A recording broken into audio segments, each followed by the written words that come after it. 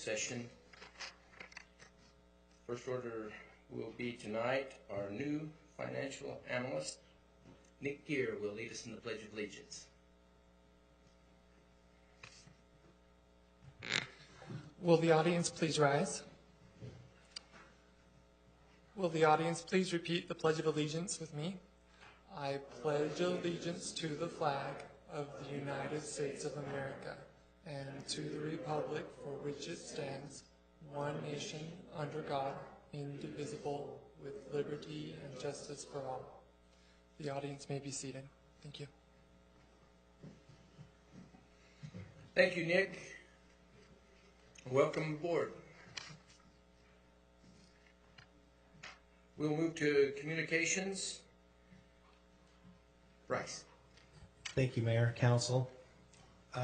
Just wanted to follow up. At the last meeting, you directed the staff to go back and find out what had happened with the RFP on the video recording system.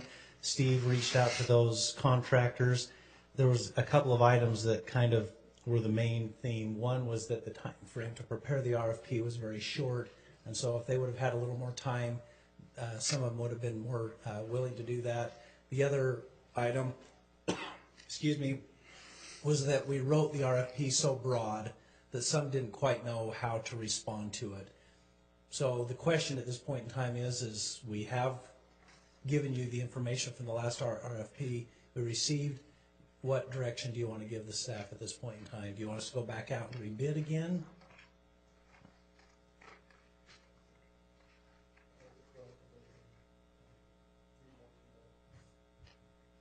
So we'll just resolve those concerns that were involved in the last one and then just put it back out again and bring it back to you in the future. Okay, very good. That's what we'll do then. That's all that I have. Thank you. Thank you. David Oka. With regard to the PRC, the Prison Relocation Commission, staff has assembled a lot of information, and although the property owners have withdrawn their property, we're taking the belt and suspenders approach to this issue, and we're going to be submitting an informational packet addressing all the criteria that came out of the last meeting. A lot of thanks to all the other departments. They're very helpful and deserve one less lump of coal in their stockings this year. That's my report. Nothing tonight, Mayor. Ryan? Yes, I just want to give the council a quick update on what is going on with our online payment system. I don't know if any of you have had any outreach from citizens, but what happened was the PayPal system that we had currently, actually we were contacted by PayPal saying that there was a security breach possibility within the PayPal system. To make the security, the site secure again, you had to upgrade to a new level of PayPal. Once we did that, it broke the connection that PayPal had with Penimation. We did contact Penimation to ask them what it would take to do that. They told us 2 weeks and $8,000. We were at that point in the middle of working with a contract vendor to bring up the new online payment site. As we've worked with them, they told us that they could get basically the new site up about 3 weeks after Penimation could do it. So we've moved to that.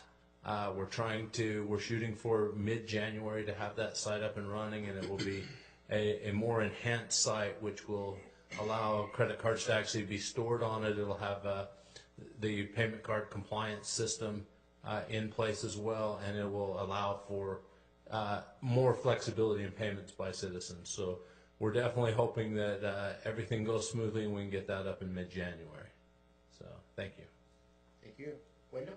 Yes, we want to let you know about a position that we have open due to a promotion. It's the residential commercial water meter position. So unless you have a concern about us moving forward, we'd like to move forward with that one. The second item is just a reminder regarding the Christmas tree recycling program. Beginning December 29th through January 9th, we'll be picking up Christmas trees, or at least ACE will be picking up Christmas trees at curbside if you have curbside recycling. And if you don't, then those can be dropped off at West Jordan Soccer Park or Constitution Park or the West Jordan Community Swimming Pool. And we'll be getting this information out to the residents so they know about it as well. Thank you. Chief McElwee? Thank you, Mayor and Council. I just have 2 items I'd like to update on. One is Station 54 and the Bagley Park Police Substation. This week when we made our visit out there, they now have the building completely closed up with heat inside. We have mud and taping going on with sheetrock on the walls, so it is moving right along where I believe, and paint will start Friday. So I have no doubt, I believe that we'll meet our April 1st deadline to get our crews back in there and working, so we're excited about that. Second, I'll just update from VEC, Valley Emergency Communications Center. For the last 2 years, I've been the chairperson for the operations board out there. That changes in January, and our illustrious Chief Diamond got elected to do that, so he'll start that process in January. Thank you. Thank you. Chief Diamond. Thank you, Mayor and Council. I just want to let you know that tomorrow we will have a graduation from post. We have 2 officers graduating from post. The ceremony is at 11 o'clock. It's over at the Larry H. Miller campus of Salt Lake Community College, right in their biggest community room is where that's at. And then we just had 2 graduate last week from the community college academy, and their badge pinnings will happen, the 4 badge pinnings will happen on January 7th, which is the day of our next council meeting, so we won't meet before that. So January 7th at 4:30, we will have the badge pinning for them. And that's all I have. Thank you. Thank you. Councilmember McConaughey. Thank you, Mayor. And I've already talked to Ryan and Jeff about this, but last week or so, trying to reach specific people or specific departments as we dial in on the regular phone number has been a complete nightmare. It took about 7.5 minutes to get a hold of Ryan. Jeff was no better. And I'd just like to be apprised when there's an update made to make it a little bit easier for people to get a hold of, for residents to call and get a hold of specific people, departments, things like that. Absolutely. We've got the new phone system is underway. Michael had a meeting this week on it, and we'll be starting the implementation in January. And we fully recognize that we have to redo the whole entire phone tree and have a higher expectation of warm bodies answering the phone. So that's part of this implementation that we're going to be ensuring. If in the interim there's a way to just add an option for anything else, please press 0, or just the option, like if you hit pound or 0 or something, to then move to a person. Right now it's just a continuous loop, and unless it's one of those specific criteria, you don't get anywhere. Okay. So just that one little change for now would be helpful, rather than making residents wait another month. See what we can do with the system to make that happen. Thanks. Councilmember Hanson. Thank you, Mayor. Just a minute, I would like to take this time, being it's our last meeting of the year, to thank our staff who have been readily available anytime I have needed help. I have picked on Wendell throughout the whole year. He has been my go-to guy, and he has always done what I've asked him to do, got me the information I needed, or taken care of the problem, seen it taken care of. Bryce has been great.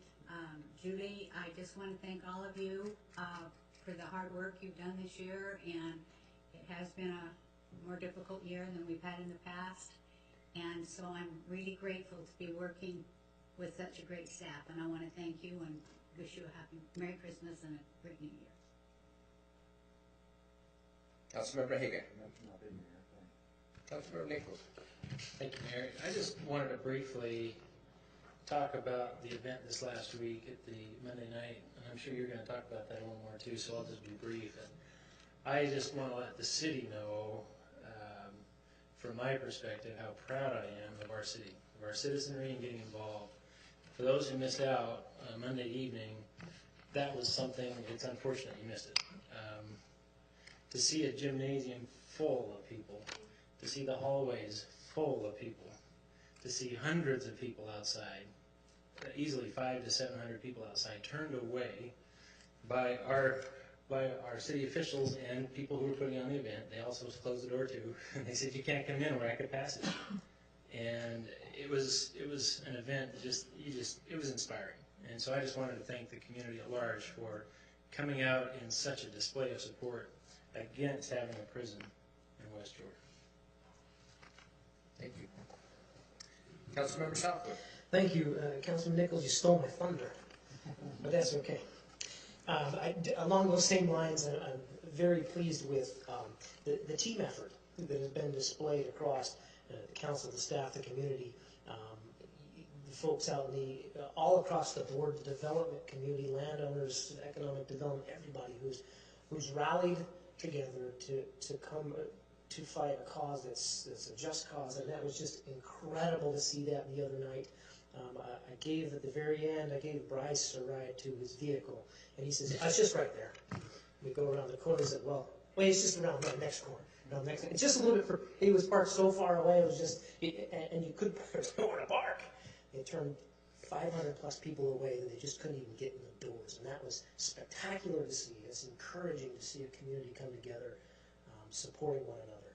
And hats off to everybody involved, every resident that was there or has spoken up or has thought about this, talked about it to families and friends and neighbors, and hats off to West Jordan. Councilmember Stoker.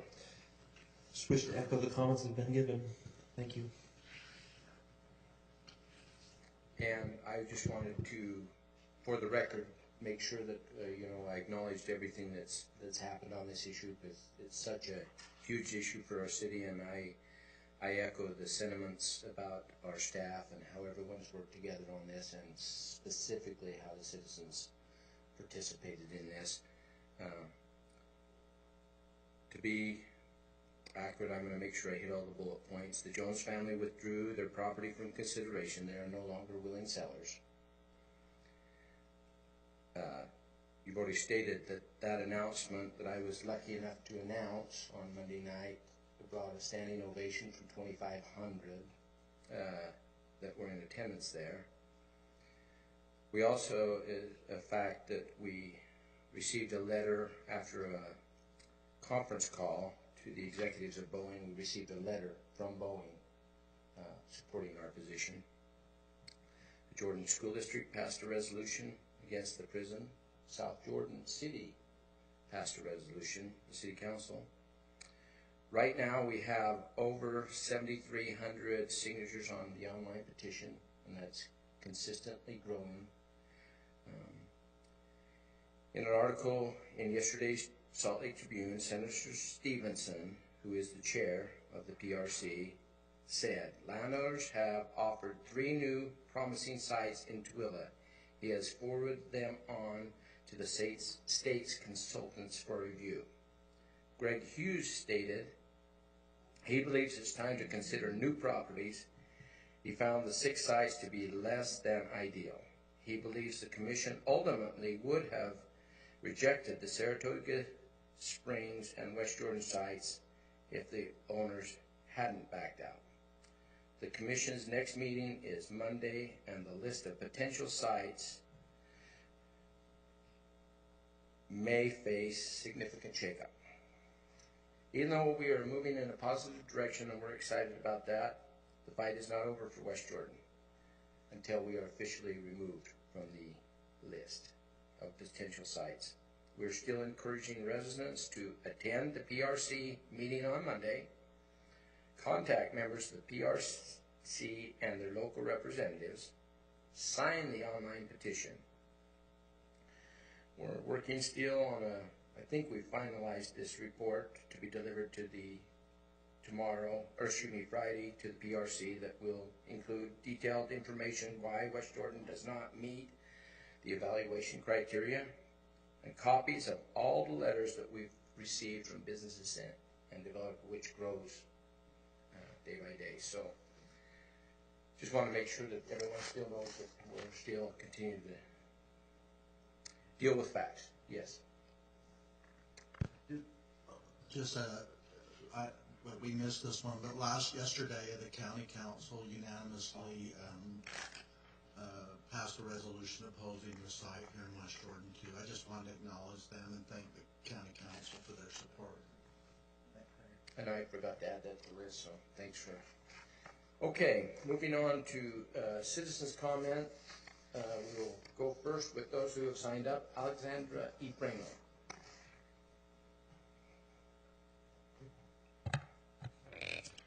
Mayor and council, I want to, let's meditate. Ladies and gentlemen, may we pause for a moment to reflect upon our common goals before we begin the business of this meeting. We are privileged to gather here together in a system that gives us freedom to participate in our own governance, whether from within or through the strength provided by our personal beliefs. We seek wisdom, understanding, fairness, and resolve in the fulfillment of our duties and in pursuance of our goals.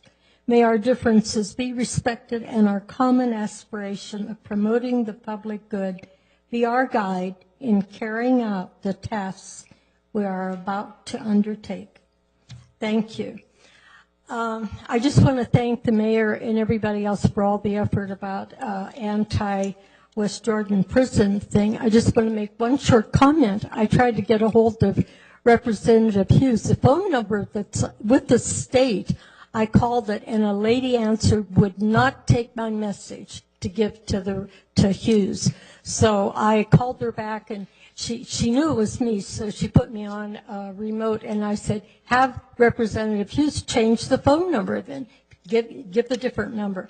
But anyway, please, again, please consider the animal shelter in West Jordan as a no-kill policy. They still have a kill policy. I called, and they said, yes, when we have feral cats and dogs, they still euthanize. If Salt Lake County Animal Shelter can be no-kill, the Best Friends Sanctuary in Utah is trying to make Utah no-kill. Please do everything you can.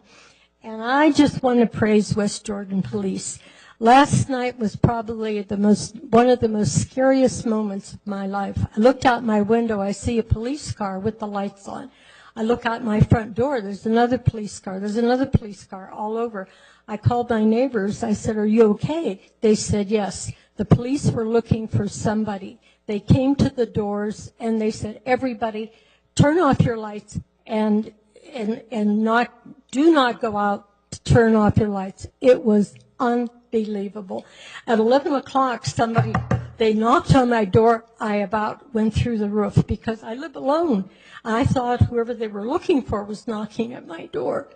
And so immediately, I'm sorry, I called 911 and the police were there in about 2 minutes and they said, listen, the person that knocked on your door were detectives that were trying to pick up thing, and they were looking for the 2 fugitives, and they caught them. The police told me 11 o'clock last night that the 2 people that went ahead and robbed the credit union, went ahead. They are in custody, and so now they just came and now they're looking for evidence. But I cannot thank the police chief. I cannot thank you enough. I know, Mayor, I'm not allowed to clap, so this is a silent clap for the police department, because I'll tell you, last night they were awesome. All the neighbors said it was just unbelievable because we saw lights. I even saw a truck with the LDS dumpster on the top of it. I mean, was I scared? I was alone, you know. So I just cannot say enough for the police department of West Jordan. It was awesome, so thank you. Thank you very much. Natalie Nunley?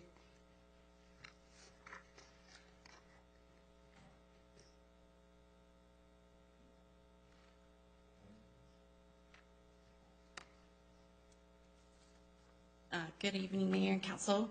My name is Natalie Nunley. I'm a 34-year resident of West Jordan. I live at 9325 Gaelic Circle, and I'm here to address the council this evening in regards to the issue of losing many of our seasoned, experienced veteran officers to surrounding agencies due to lower pay.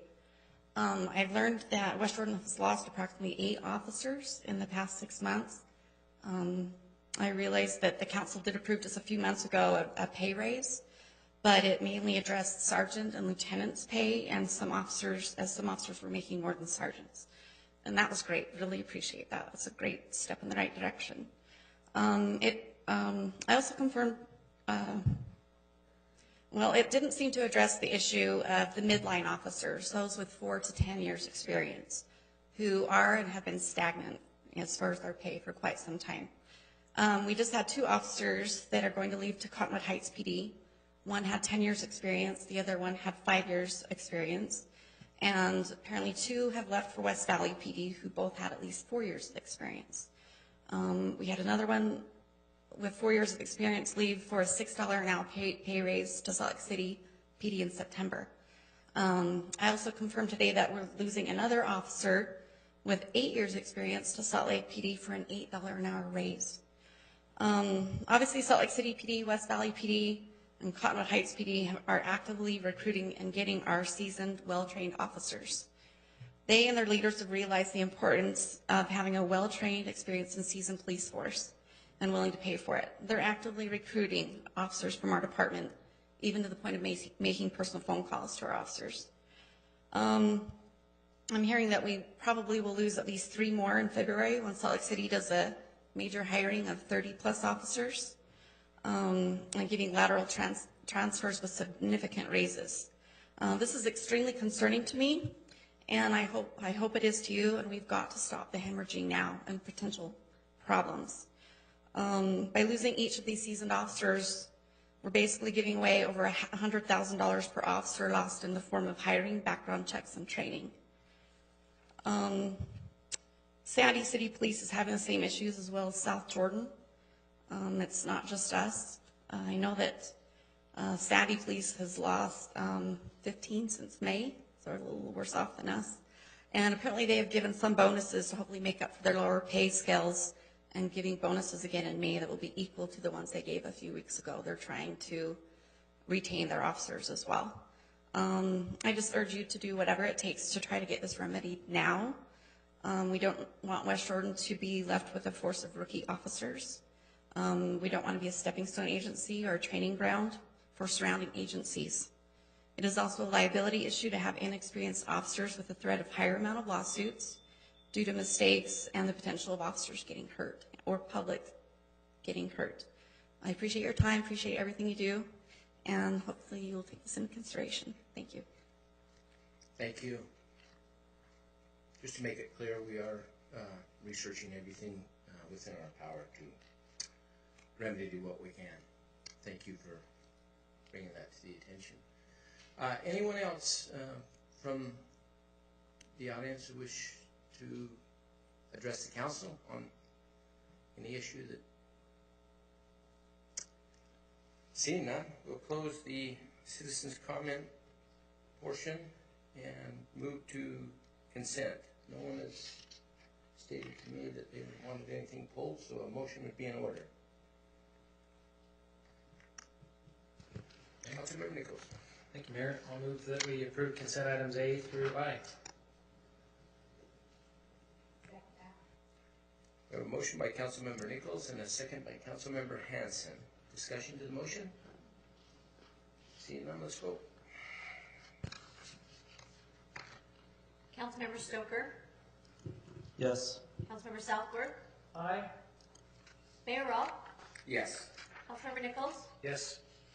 Councilmember Hanson? Yes. Councilmember Haga? Yes. Councilmember McConaughey? Aye. Vote passes 7 in favor. Okay. Business item 6A. Discussion and possible action regarding Resolution 14-233, accepting the audit report and presentation of the consolidated annual financial report for the fiscal year ending June 30th, 2014. Ryan. Thank you, Mayor and Council.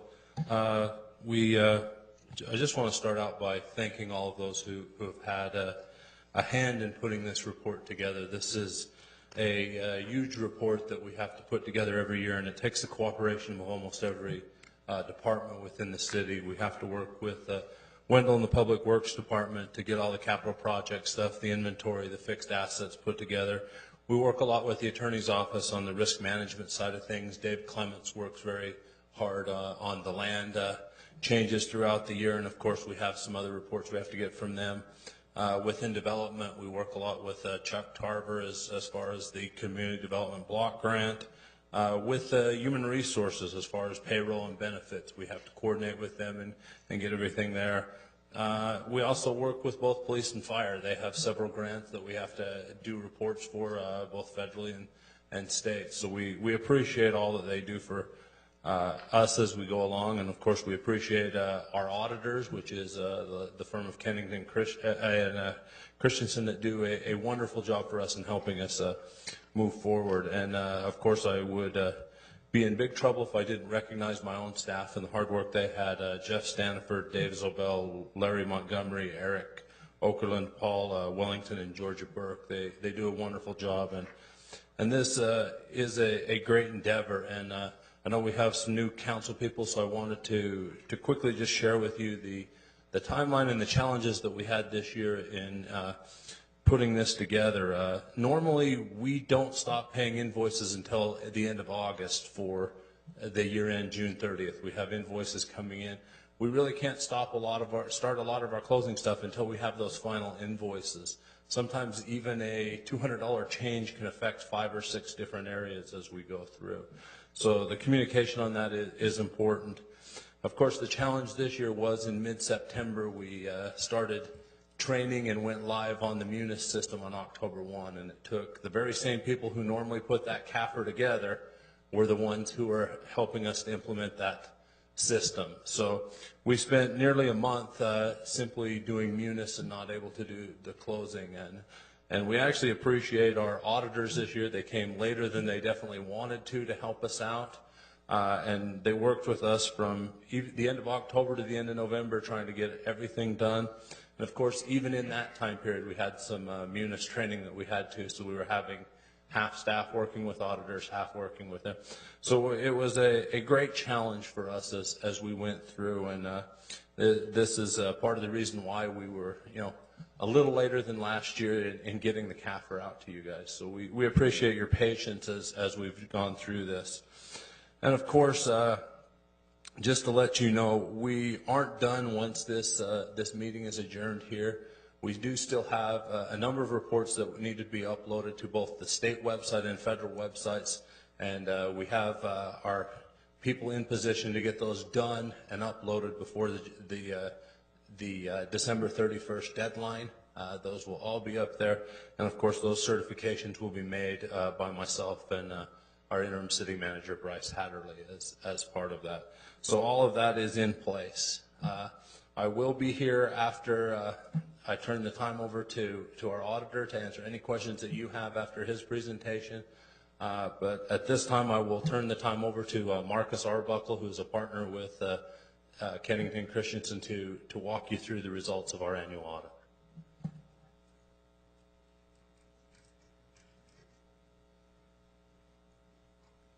My name's Marcus Arbuckle. I'm with Kennington and Christensen. First off, I'd like to thank the council for allowing us the opportunity to audit West Jordan City.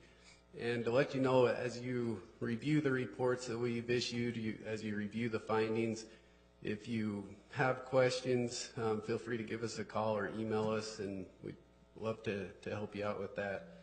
But the purpose of me being here is to present the audit. There's basically 4 reports that we issue related to the audit, and then I want to go over, point out some findings and recommendations that we had related to this audit.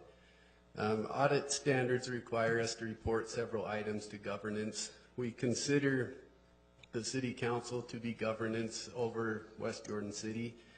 As governance, you are responsible for one of your responsibilities is the oversight of the financial reporting process. Management is responsible for the preparation of the financial statements, and an audit does not relieve governance or management of those responsibilities.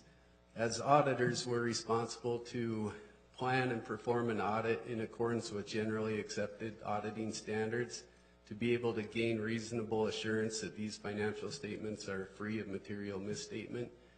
And that's what we've done. I mean, the first report that we issue is our independent auditor's report, and basically it's our opinion where we've stated we feel the financial statements are materially correct, that we feel that they are accurate and they represent what actually happened during the fiscal year. And our second report that we issue is related to internal controls, and I think you all have a supplementary report. On page 1 of that report is our report on internal controls, and internal controls are a very important part of an audit. We evaluate those controls that directly relate to the financial statements. Those are cash receipting process, the cash disbursement process, the payroll process, and the financial close and reporting process. We do not give an opinion on the effectiveness of these controls, but we do evaluate those controls, and we recommend maybe improvements on controls when we find that. And we'll talk about that here in a minute. We do have one recommendation on internal controls. The third report that we issue is on page 3, and this relates to the major federal programs that the city receives. Page 5 is a summary of those programs. As auditors, we're required to test major programs. The major program this year was the Community Development Block Grant.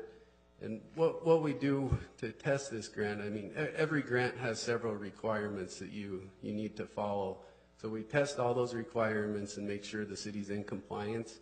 And then we test the expenditures to make sure that they were spent properly. In doing this, we didn't note any non-compliance. I mean, the city appears to be in compliance with these grants.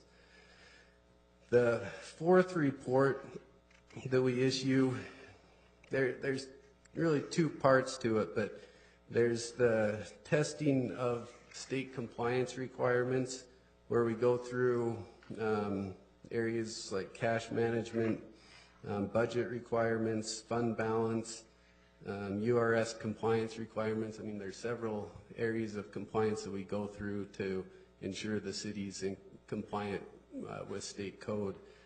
The second part of this report deals with the schedule of state awards, similar to the schedule of federal awards, and you can see that schedule on page 11. But it's set up kind of similar, that we're required to test the major programs, where we tested the 2012 transportation funding expenditures and then the BNC road fund expenditures. In testing those, we didn't find any areas of non-compliance, so that's great. On page 12 and 13 are our findings and recommendations for the audit. The first one, it's an internal control type finding. It's the financial close and reporting process.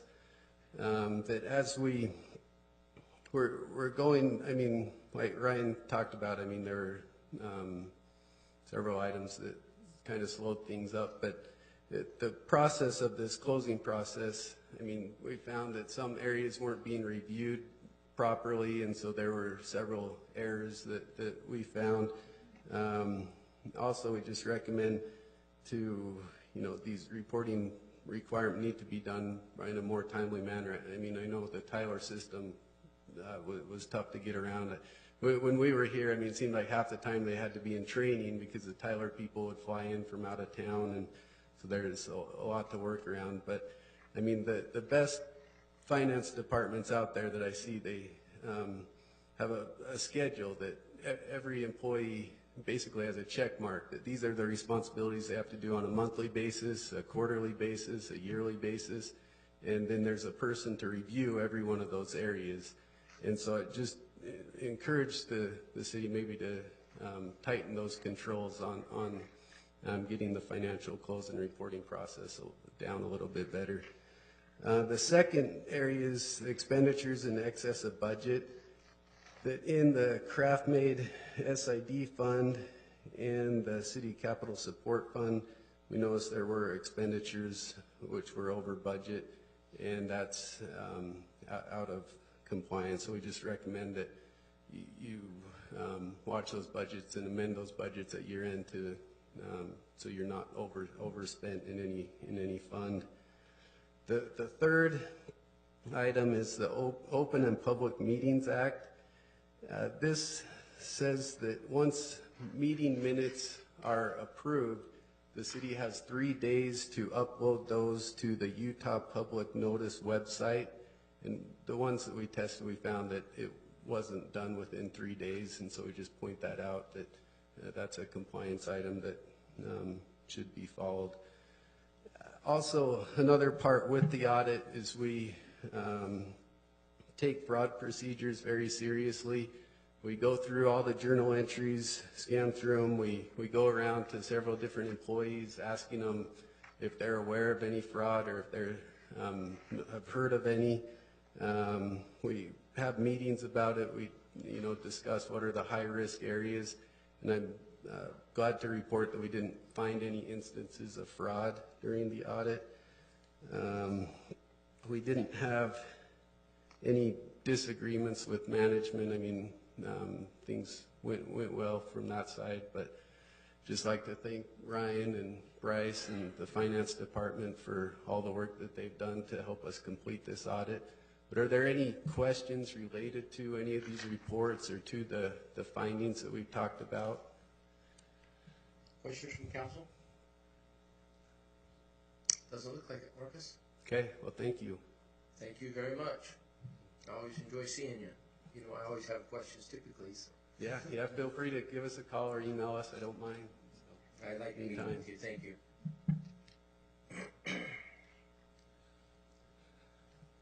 Again, we thank Marcus for his hard work on that. Just to give you a quick update on the city's response to those findings.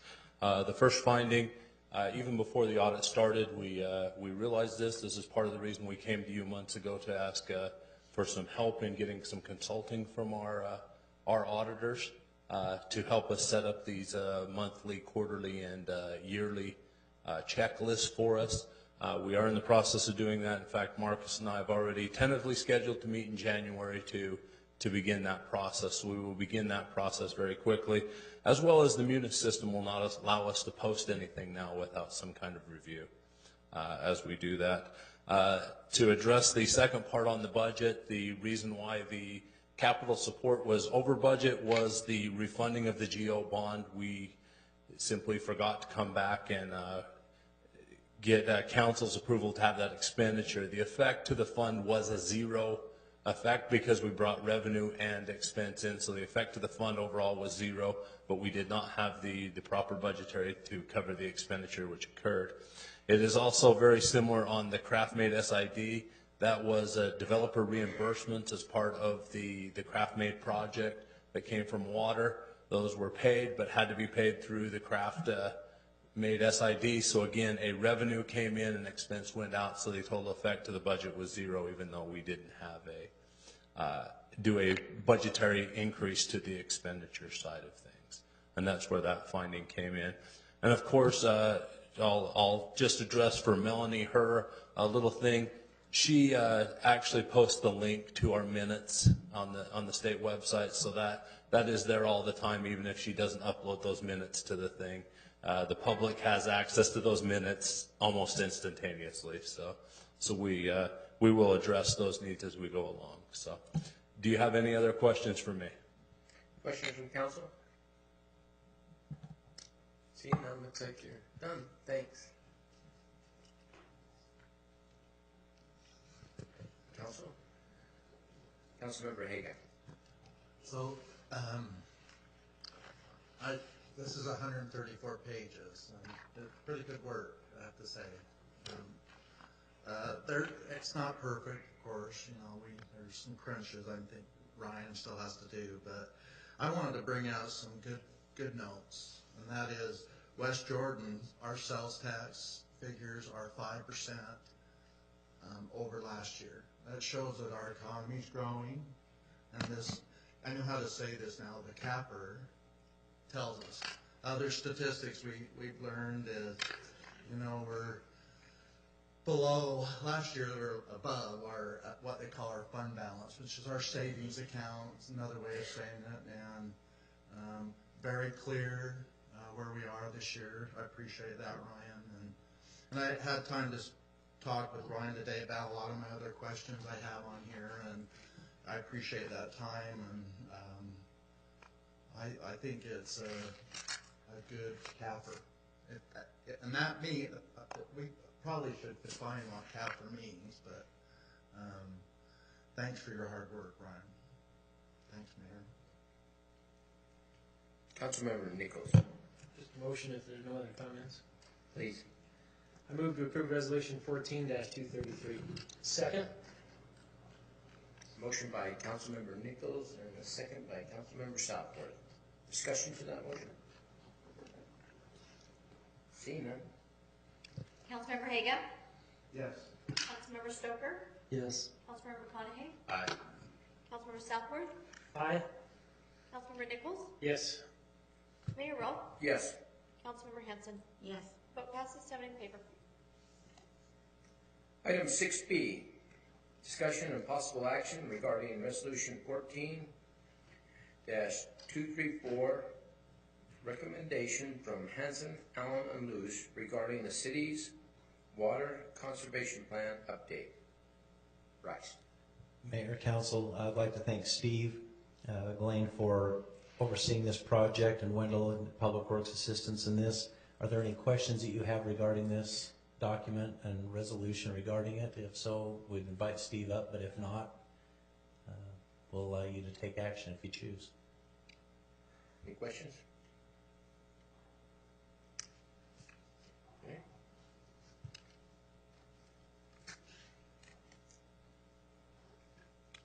Councilmember Nichols. Thank you, Mayor. With no comments, I move to approve the West Jordan 2014 Water Conservation Plan update. You should be the appropriate one. We have a motion by Councilmember Nichols and a second by Councilmember Haga. Do you need to make a statement, Steve? We have an engineer here from Hanson, Allen, Luce who is prepared to give a 5-minute summary of the plan if you'd like. Of course, it's your choice. I think that we're happy with it, and we have a long agenda tonight. I apologize but there's no dissent, it doesn't appear, so thank you for all you do. We appreciate it. And does anybody feel different? It's hard to be an engineer.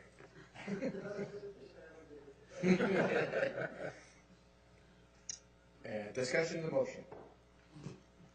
Seeing none, let's vote. Councilmember McConaughey? Aye. Councilmember Hanson? Yes. Councilmember Haga? Yes. Mayor Rowe?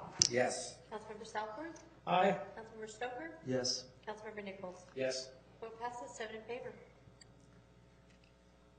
Thank you.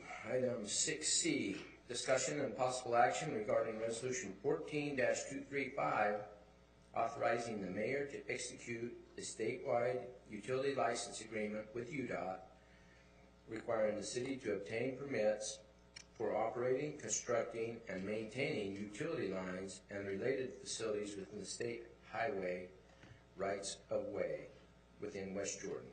Wendell. Thank you, Mayor.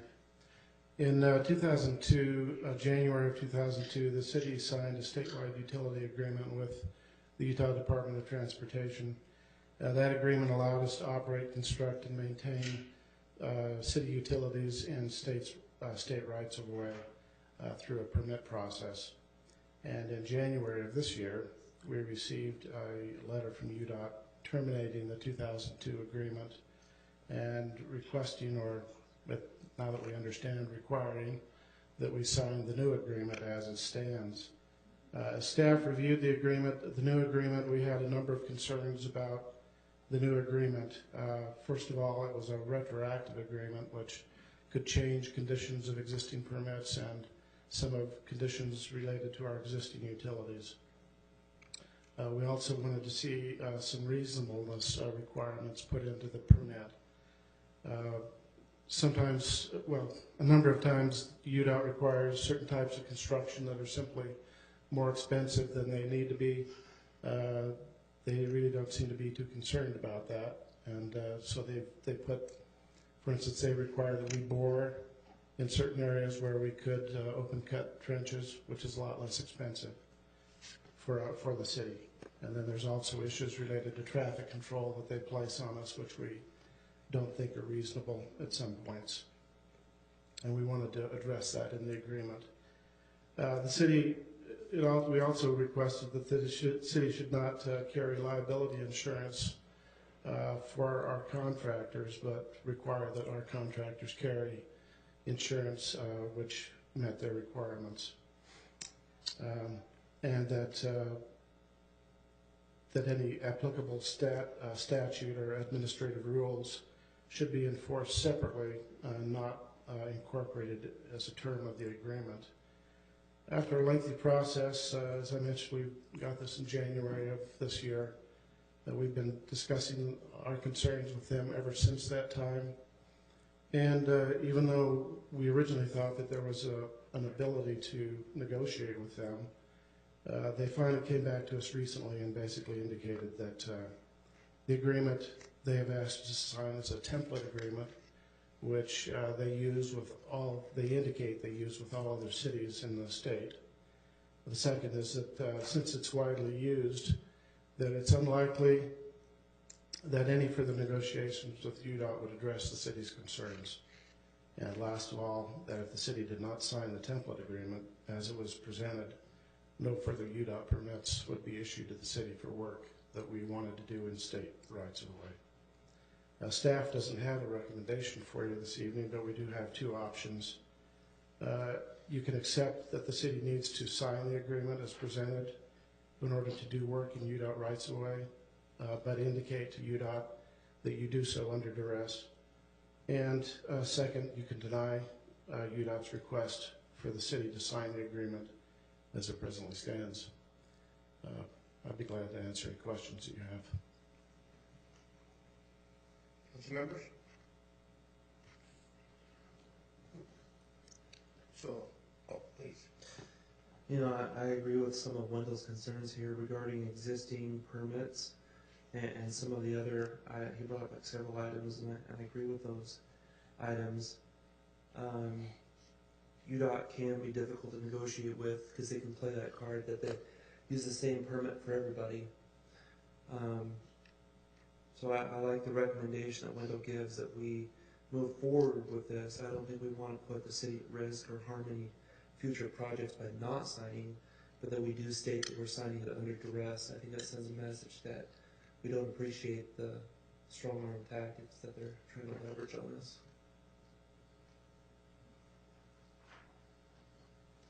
Councilmember McConnell. Thank you, Mayor. I completely agree with what Councilmember Stoker's expressed and what Wendell brought up. I really do not like this agreement at all. I don't like the restrictions it places on us. I don't like the concerns that were shared. But I don't like the idea of us not being able to move forward on projects that are impacted by UDOT. So I feel like we have to. I'm certainly not going to support this because I think it's beneficial. I'm going to support this because I feel like we have to and we don't have any other choice. Councilmember Nichols. Thank you, Mayor. It's just a question. Outside of seeing it in the packet, I really wasn't aware of this problem. I wonder if any of us or any of city staff have contacted someone like Senator Harper, who's been involved with UDOT for so many years. Has anybody? City staff hasn't. Has anybody on the council? I haven't. Well, I just want to express at least the same sentiments as these two have just mentioned. I completely agree, and maybe what we can do is legislatively get some pressure to have come down from the top to put some reasonableness into UDOT and have them come up with some new terms with the municipalities, which would be helpful. As a takeaway, I'll contact Representative Tanner. I would just give my opinion, and a motion would be in order. I believe the second choice of direct staff to continue to negotiate with the terms of the statewide utility agreement with UDOT and include the legislative body to do as well. Hey, you know, in the United States of America, we still have freedoms, and it's not a dictatorship, so they have as much impact to us as we do to them in various ways, and they need to be mindful of that, I believe. So that would be my opinion. I'd look for a motion from council or other discussion.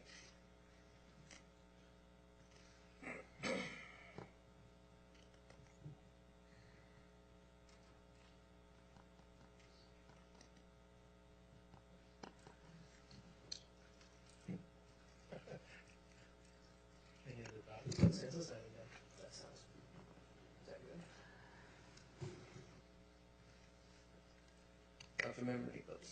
Thank you, Mayor. I move to adopt resolution number 14-235, and with that we state that we do so under protest. Extreme protest. We have a motion by Councilmember Nichols. Second. And a second by Councilmember Stoker. Discussion of the motion? Seeing none, let's vote. Mayor Roll.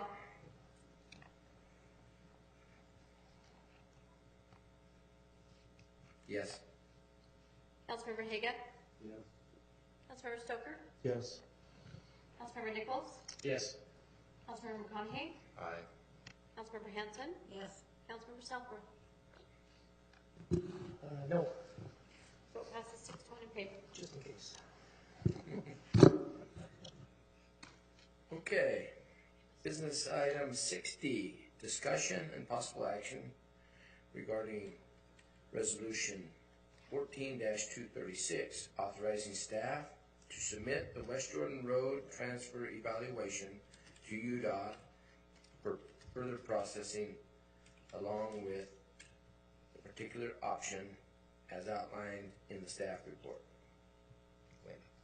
Thank you, Mayor. This turned out a little bit differently than I had envisioned. When we first talked about jurisdictional transfers, I thought that there was an opportunity to transfer roadway to the state without having to do any kind of a trade. But as we discussed this as part of the study and with UDOT, it came to our attention that basically there's never been a jurisdictional transfer done where there isn't a trade for trade. And so just as we go through this, I wanted to make sure that you understood that when I originally looked at the scope of work for this, I was assuming that we could just take, say, 90th South and transfer it to UDOT. But based on what I've heard, that's not the case.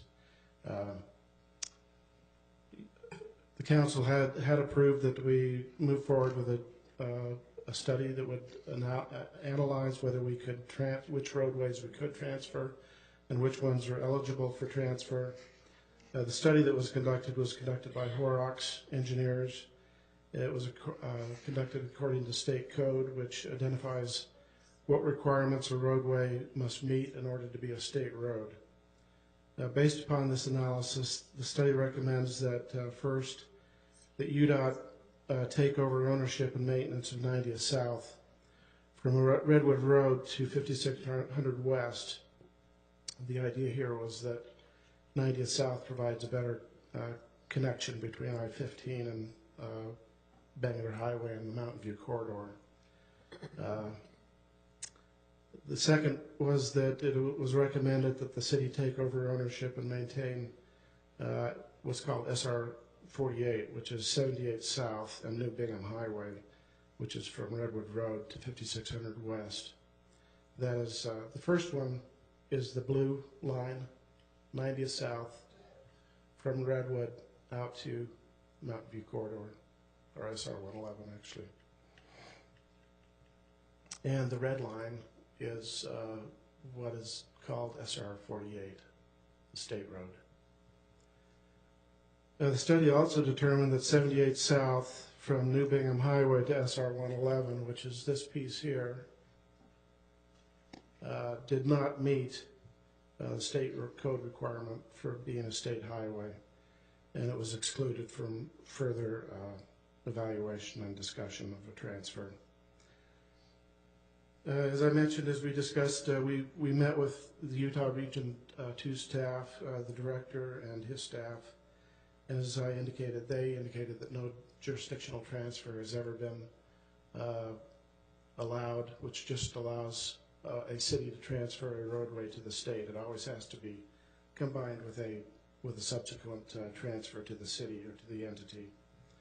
And so the options that are open to the city are, first of all, we can leave it as it is, with UDOT owning certain portions, the city owning certain portions.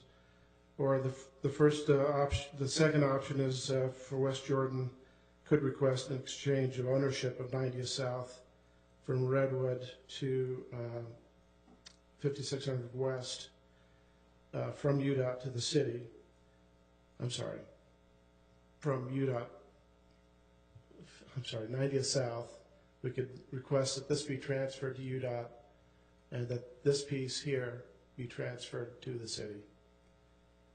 The second option is to transfer, would be to transfer, just request that 90th South from Redwood Road to Mountain View Corridor be transferred without taking any kind of exchange. And as I mentioned, that has little chance of success, but that is an option. The third is that West Jordan could request transfer of 90th South and the piece of New Bingham Highway from the Y or 48th West there to 5600 West, or other options that the council would consider would be reasonable. Once a decision is made by the city councils as to which option to select, that request would then be transferred in a letter to UDOT, who would then make the request to the Transportation Commission. We expect that that would take 2 to 3 months, so sometime in February, March, we would have an idea of whether that would be, whatever option that you wish to go with would be accepted or not.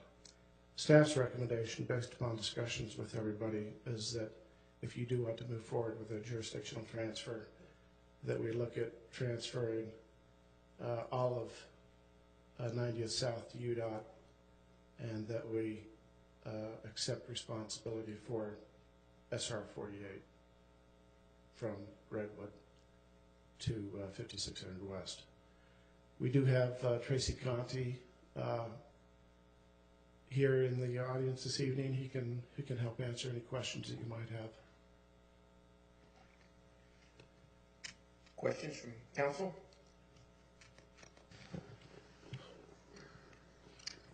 Councilmember Nichols. Thank you, Mayor. Wendell, it gives mileages in here, which is helpful, and I appreciate that. The other question I would have is, if we gave this to the state, 90th South, that stretch, when we come around to the Bangerter overpass coming in, would that, I guess it's hypothetical, I'm asking you to put yourself in UDOT's brain.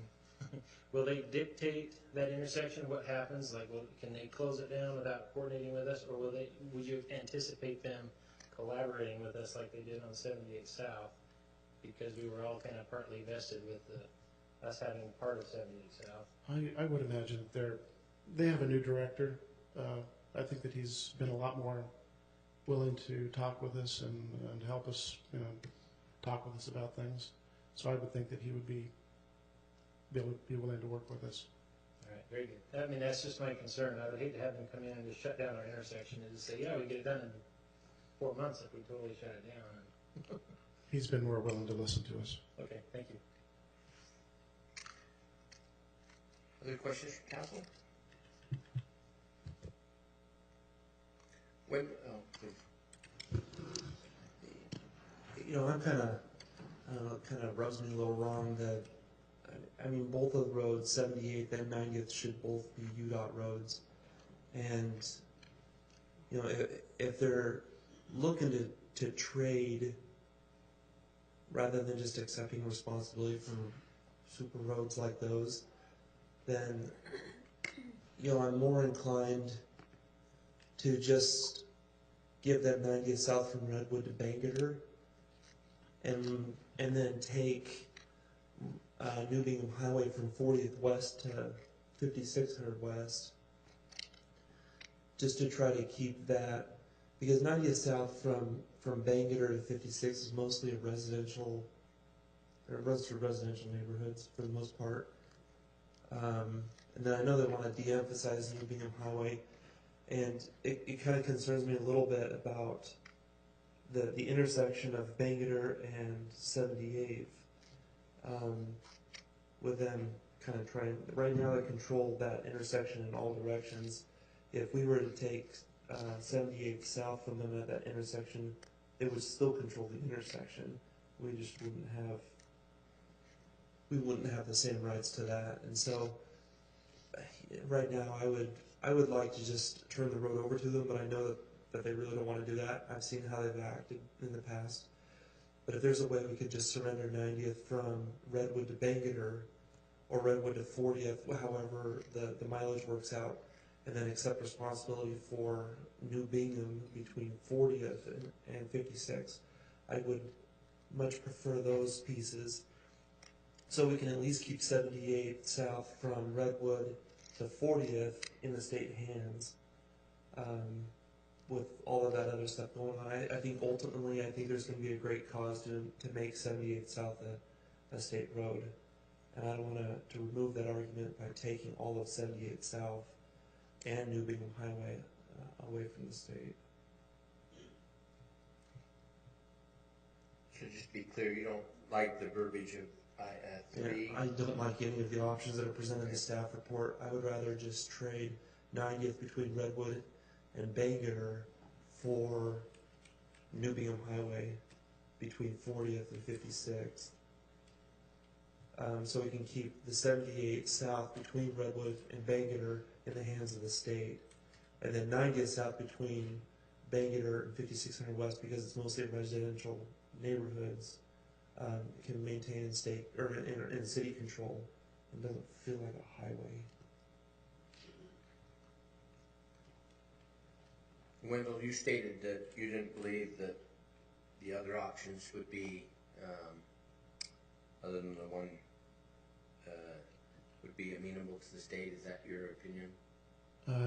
The Region 2 director indicated that they have, in the past, what they've accepted are similar miles for similar miles. So they anything that's close to that has a better chance of being accepted by the Transportation Commission. But if it's sort of an uneven trade, then they don't look so favorably on that. So the discussion that we had with them this spring has kind of evolved to this point. It didn't really go where we thought. In your opinion, you don't think that discussion could be brought back to bear, where we basically allowed them to have the major highways and we took over New Bingham Highway from the Y intersection? That's not available in your opinion?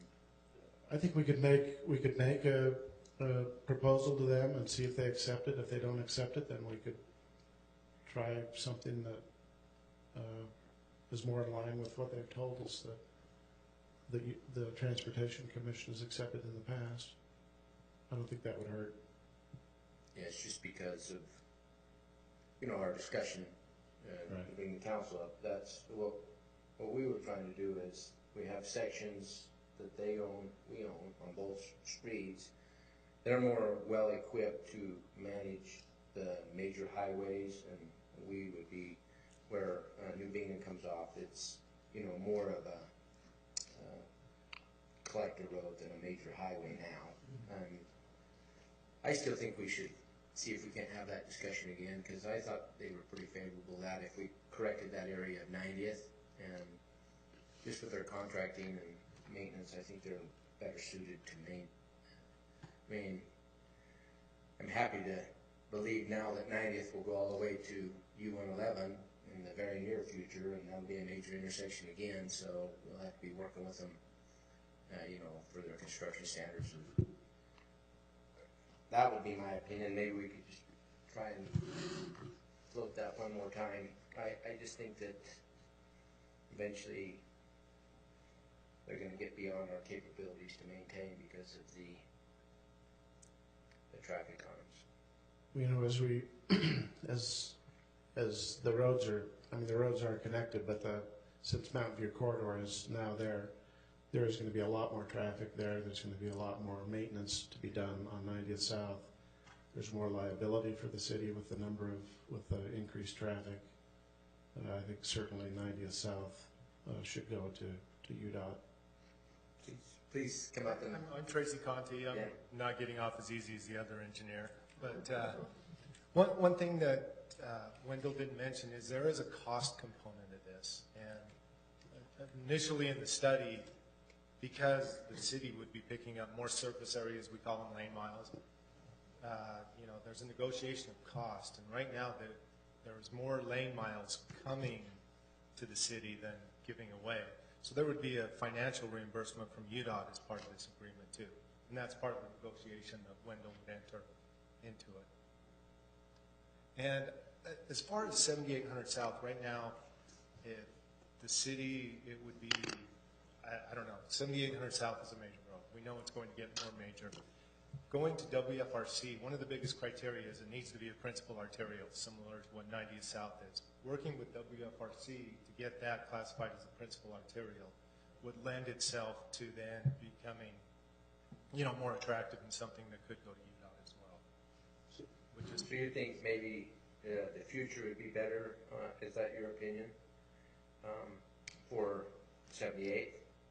I think as it currently stands in WFRC's master plan, it doesn't meet the criteria. That being said, they update that plan every few years, don't they? Mm-hmm. And I think with the growth and, with Mountain View and everything going on, that eventually, working with them, it could get upgraded to a principal arterial, which is a complete game changer in the evaluation. Or 70th South as well. They're both going to be major highways. Okay, could you just explain one more time that, the transfer of the lane miles and compensation, because I kind of... Yes, if you see the report that we put together, and basically if you look at the red line, it's longer than the blue line, and so multiplied by the width and the length, there's more surface areas in the red lane. A surface area would be 12 feet by 1 mile.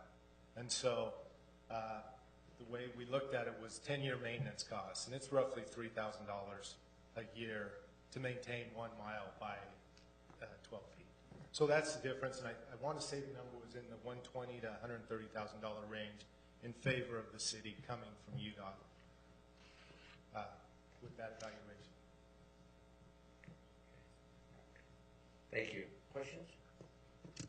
Councilmember Southwood. Thank you, Mayor.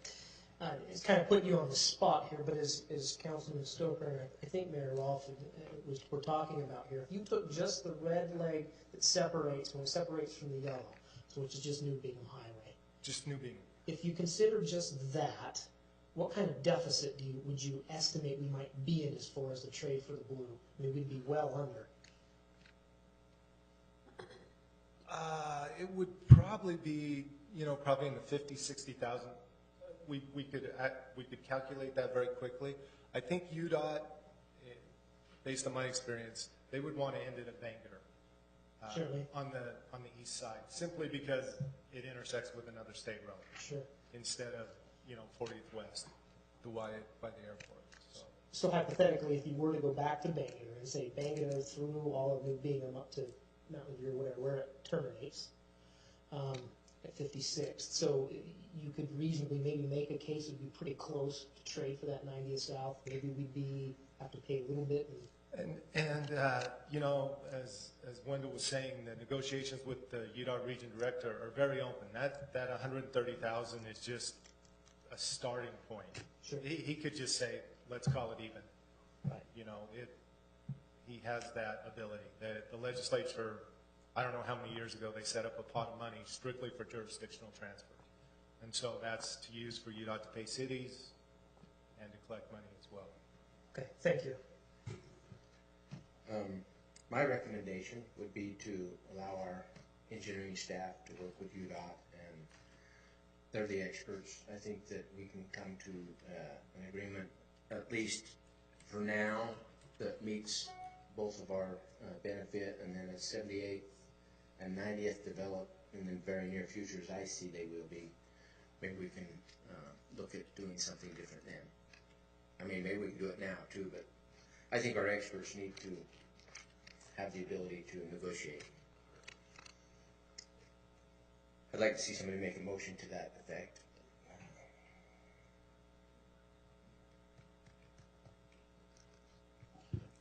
It don't seem like we're clear on any one of the options in our agenda. So, clear. Go ahead, please.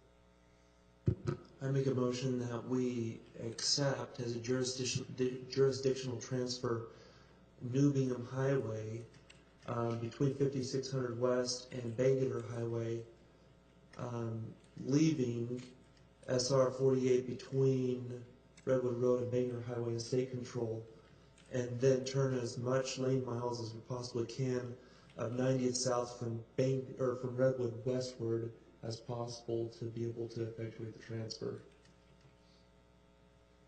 Okay, we have a motion. Clarification.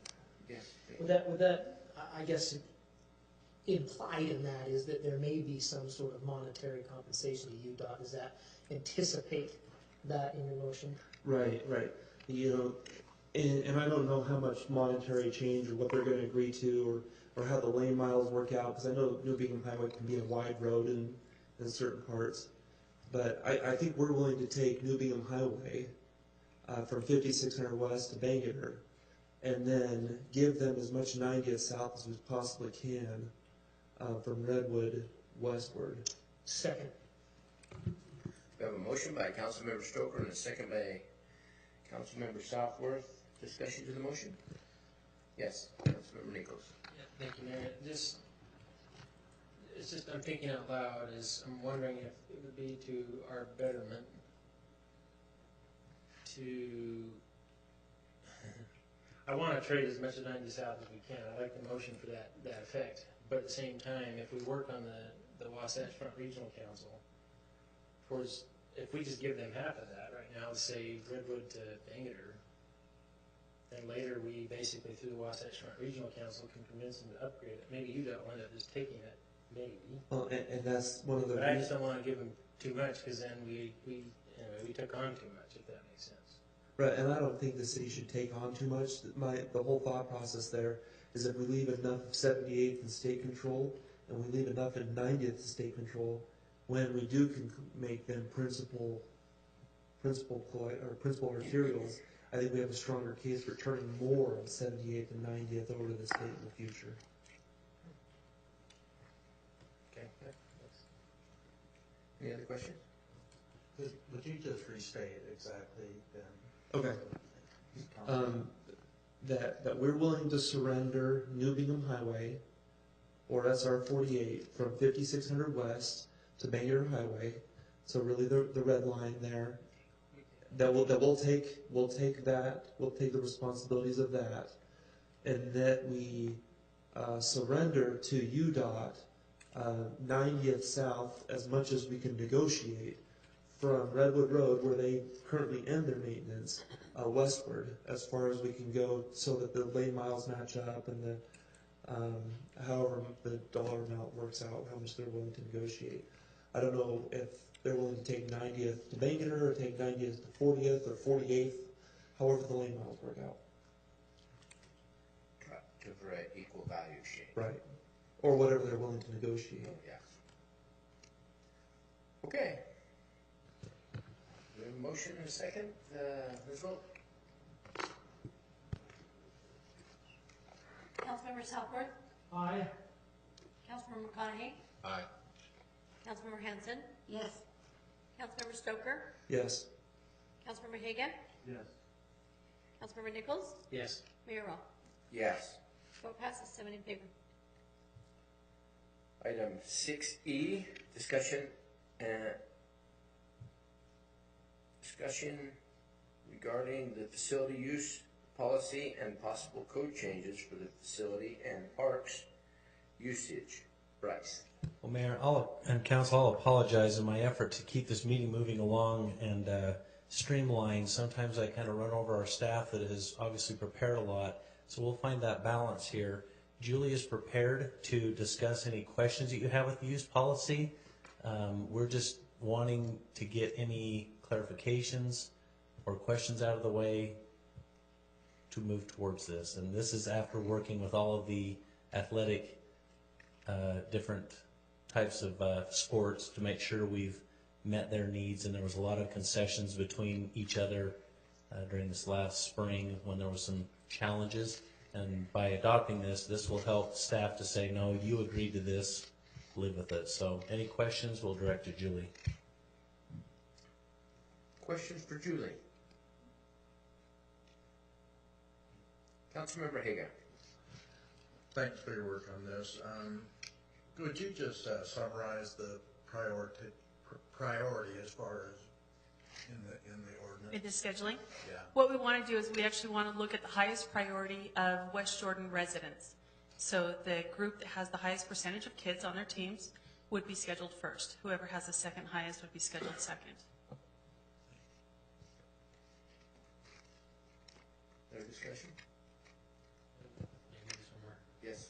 Thanks, Mayor. Julie, just so following up on that exact same statement, that's just assuming they all come in. That's at the season opener. We open the calendar. That's how we prioritize it. So later, it's just kind of first come, first serve, right? Yeah, correct. Just wanted to clarify. And if I could just point out, we created some different windows of time for the difference between league play and tournament play. And baseball has a total different need and demands than soccer. If there's one thing that we hope that you will recognize and be able to do is that there was some teams or leagues that didn't submit their stuff in time, and so Julie took the first ones. And then what does it do? It becomes a conflict over, well, we've been here for 14 years or 20 years. We agreed to give them an earlier time to submit stuff and work on that. But we hope that in the future, now that you know how we've laid this out, if they call saying, woe is us, hey, we've given you the rules. I know the mayor sat in many of these meetings, and it just created chaos when people tried to trump each other. Hopefully we can stand by this ordinance and say, you knew what it was going into it. We're following the rules just like you have to. Hopefully this will make it really clear. Does anybody not support allowing staff to move forward on this?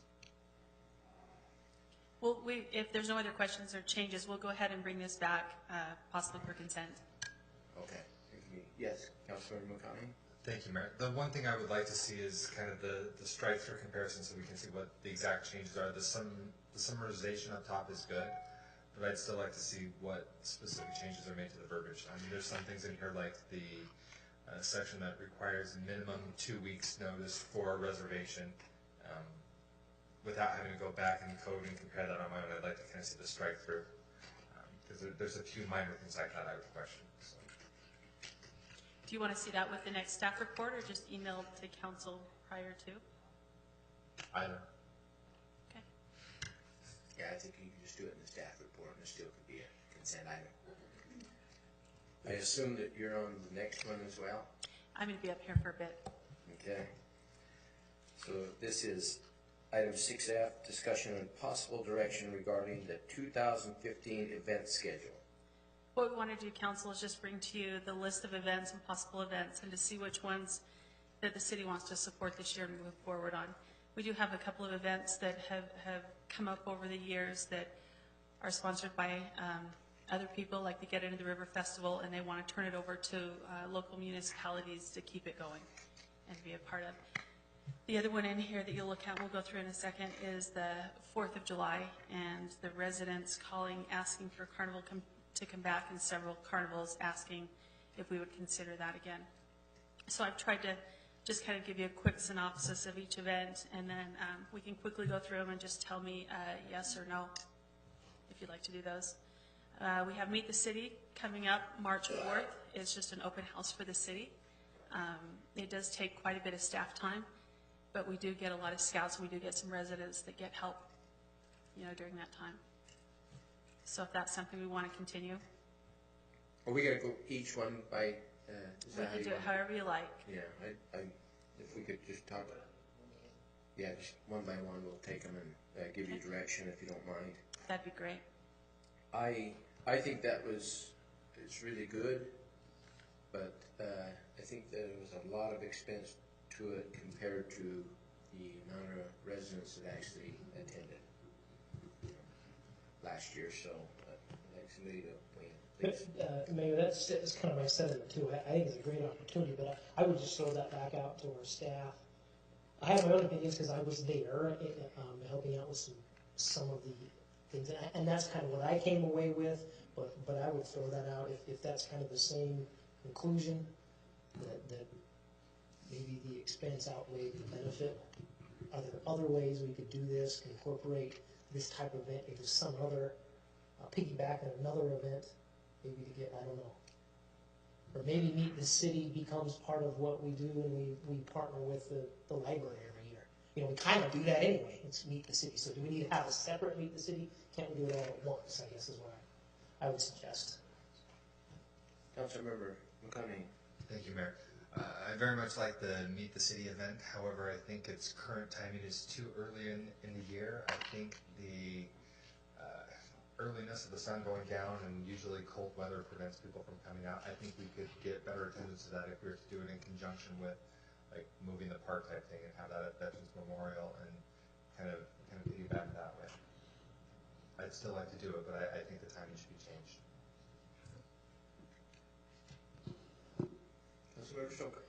Yeah, I like to Meet the City event, but I've noticed over the years, and the first time we did the Meet the City event was when we were looking at a tax increase back in 2012.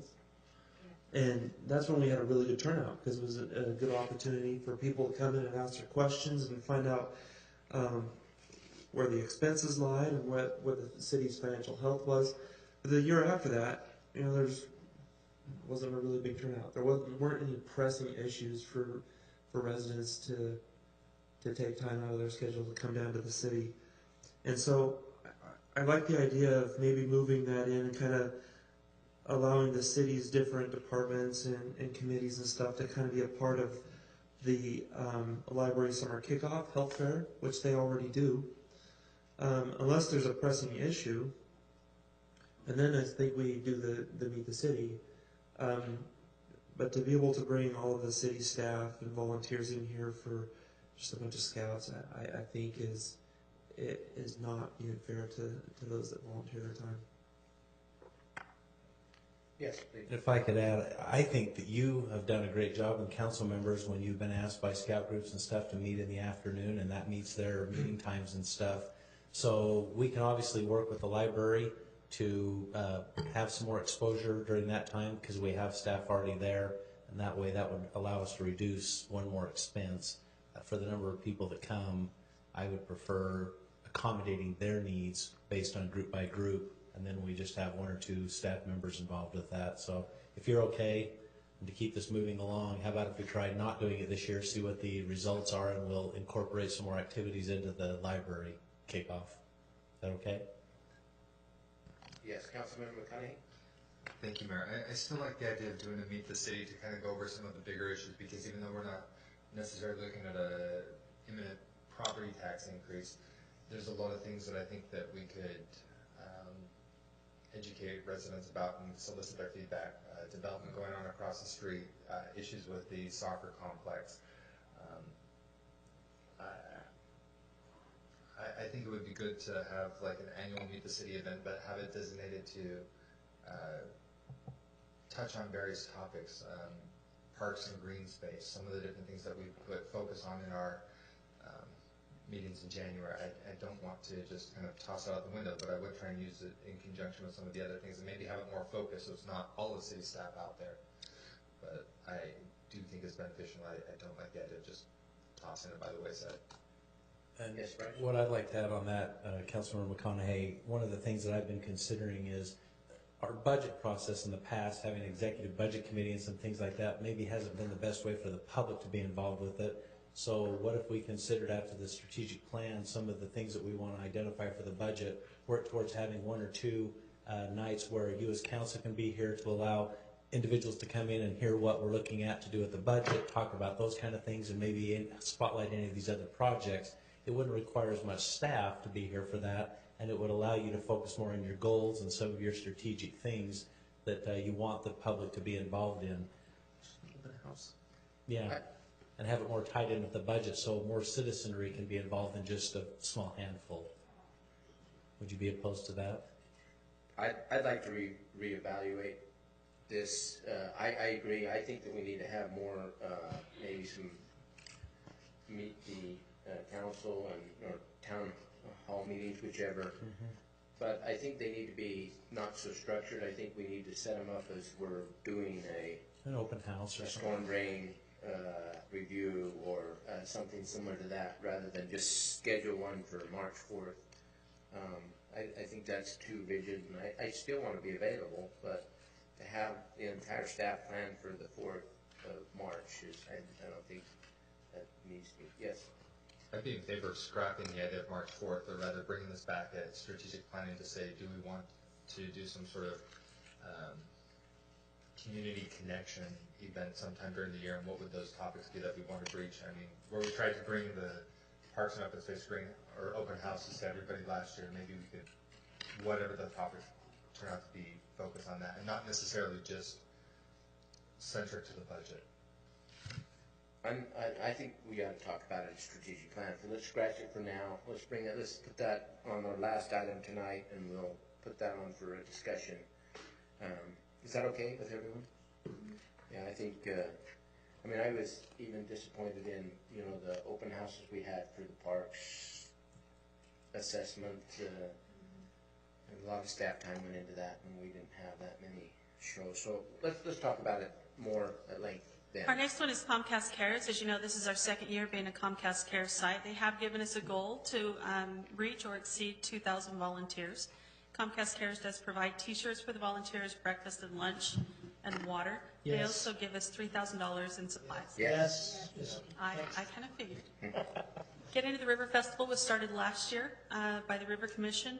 They want to do a trail wide from north to south, with each municipality having some activities or something on these days. The first day is their Conservation Day on the 14th. It's during the week where they ask people and the cities to get volunteer groups together to come out and to pick up trash and to pull invasive weeds and to kind of spruce things up. Then on Saturday for half a day or all day, they would like the cities to provide activities and different things. Yes, for me. Last year it was a little easier because we had the tunnel opening, so it made a little more sense for us. I can elaborate a little bit on this. The Get Into the River Festival it was sponsored and created by the Jordan River Commission, and last year was their inaugural year.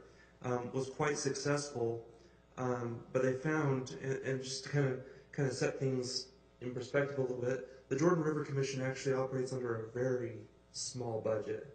They do not have a lot of money, and with all of the success that they had last year, they want to keep that going and keep that rolling, but they really need the help of all of the cities along the river to kind of help get some of those activities going. They just don't have the financial resources, the manpower to organize all of the activities in every city along that way, and so I think it was widely accepted last year. It kind of fell in line with the 90th South Bridge, which is a beautiful structure, and there's a passionate following of those that love the trail and the Jordan River. I think it would be a huge mistake not to sponsor this. And I just wanted to make it clear that the reason why the Jordan River Commission has to let it go is they just don't have the resources to be able to manage volunteers in every city along the river. I vote yes. I think.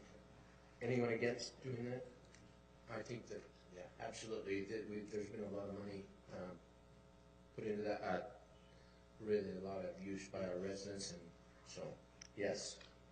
Okay. Our Memorial Day tribute, we've done this for several years. We haven't had the support of the military like we've had in the past. I think for the last 3 years, with the sequesters and stuff, it's been very difficult to get military support to do this. Our annual attendance has kind of stayed the same, between 400 and 500, depending on how nice of a day it is. Yeah. Everybody's nodding heads. I say absolutely yes. The library summer reading kickoff. Yes. We can incorporate parts of Meet the City into this. We already have some departments out. We have police and fire. We invite all the committees to come out to be a part of it. Public Works, they come out and talk about the recycling and different things like that. Yes. If you consider that with 7,000 visitors, that's a lot better opportunity to have ourselves, out there. And I've been there the last 2 years in a row to this library summer kickoff. It is popular. Yep. Countywide, not just Darth Vader shows up. That's right. Well, Yes. everybody shows up. Yes. That's true. Can I assume you want to continue with the rodeo? Yes. Okay. Independence Day Festival. As I mentioned, we've had some residents ask about the carnival coming back. We've had several carnival companies approach us asking us if that's something we would like to do. If it's something that you would consider, we can go and get RFPs from the carnivals and you can look at them and see if there's a financial benefit. There is a huge staff cost with EMS, with fire, with police, and parks that go with this. Councilmember Hagan. I guess I'm a carny, so, I've lived here a lot of years, and I don't know all the politics of why it went away, or why it came back, but, I think we were invited, I think the council as a whole, to go investigate some of the carnivals, and I think some of the reasons why the other one went away, some of these new carnival folks have solved those as far as security and that. I know there's still a cost to the city, but I'd be a proponent of bringing the carnival back to, my grandkids would love it too. Please, Councilmember Southworth. Thank you, Mayor. I don't have any problem with the celebrations on the 4th of July, but I do look at the time it takes from the staff and volunteers and the various committees, and it's a lot. And if we're focusing on what I think we're developing a pretty incredible celebration on the 24th, adding something back to the 4th, the decision was made because that's just a lot. It's a lot in 1 year to put on there. I'd rather focus on what we're doing on the 24th. We continue to have a spectacular parade on the 4th. All kinds of fun. And we've got a rodeo and what have you. There's a few other things going on in the park and what have I'd just be a little bit hesitant because of the time commitment and the resources that it takes. The wear and tear on the park. It's really the parks that you're going to, because they've got to shut everything down, and water has to turn off the hottest time of the year to prepare for all those big rigs coming on the grass and all the damage that takes place. But we've been doing that for years. It's something we can handle. But moving all of that focus and all that cost to the 24th, and then trying to put it back on the 4th, that could be kind of a heavy lift, I would imagine. Maybe not, but I would just, a word of caution. Councilmember Hanson. Thank you, Mayor.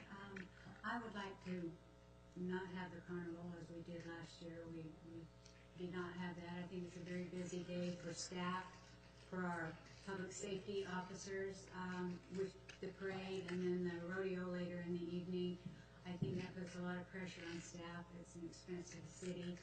And the setup and takedown, the tear on the park, that type of thing, I think is more detrimental than complements it. So I would be against having the carnival.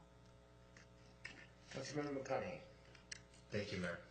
While I don't support the idea of reintroducing the carnival, I do support the idea of making sure that our various committees have access to those facilities. For example, if they want to do like a 5K or something like that, going around the park, and they can do those things that still encourage resident involvement and build that feeling of community within the city. However, I'd rather try and leave the commercial component out and do it without the carnival.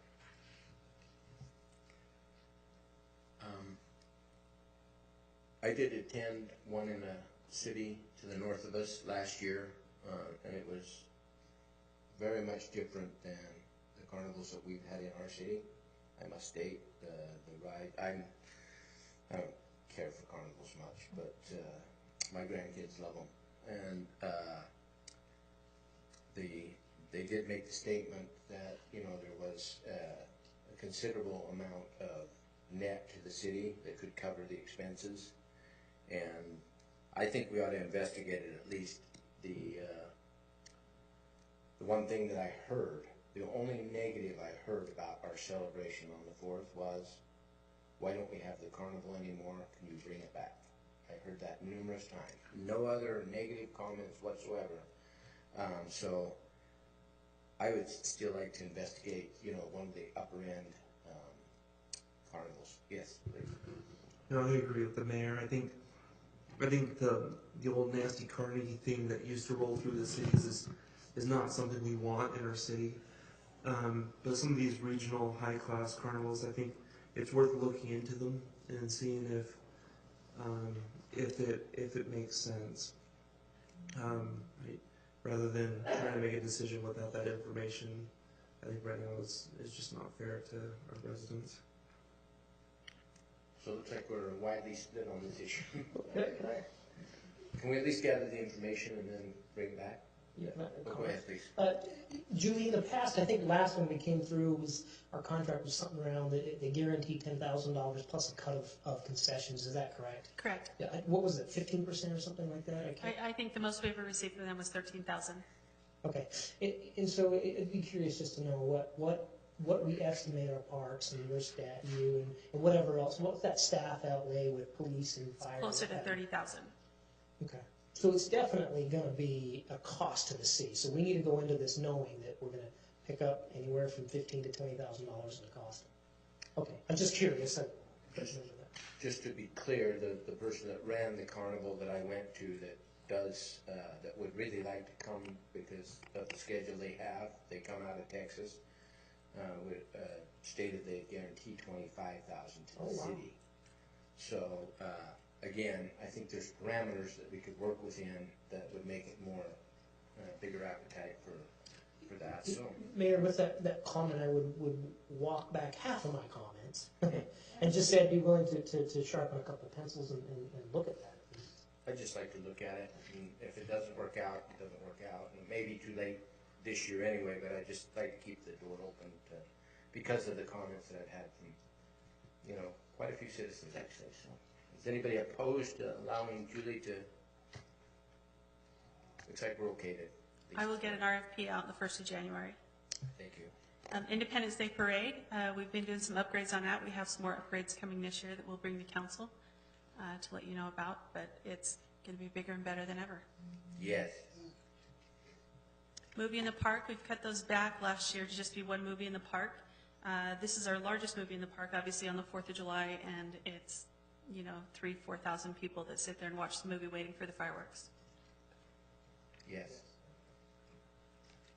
And the fireworks, we do the fireworks for one night, the night that we celebrate our independence, and we have a budget of $15,000 that we spend on that. It provides us a 28-minute show.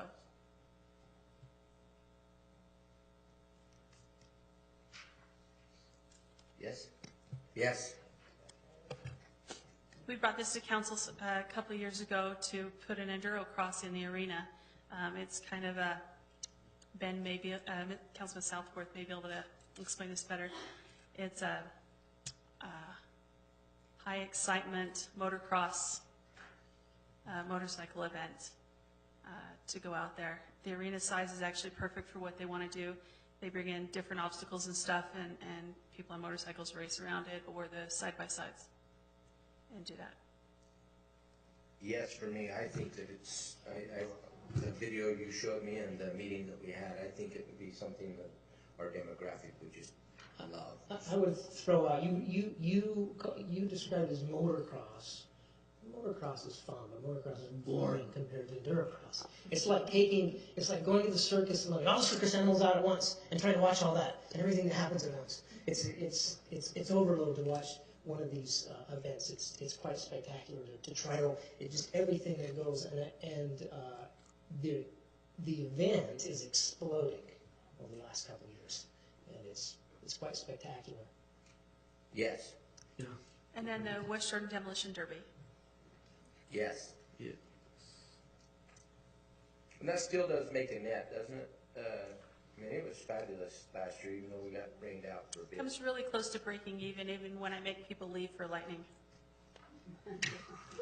Council, I didn't just let Julie sell you on all these great events for this hook at the end, but I am going to add that if you remember, Julie and Kim are kind of inseparable during this season of these events, and we depend on them to help pull these things off. We're going to be bringing some staffing adjustments to you during the strategic planning meeting, because it just is getting to the point that trying to keep up with this schedule and some of the other things that pop into the middle of it during the summertime is really wearing on our staff. And so we just hope that when we bring these staffing adjustments, and that also includes our parks department, because we pull them off of trying to keep all the parks green and say, now come and help do the heavy lifting for these things.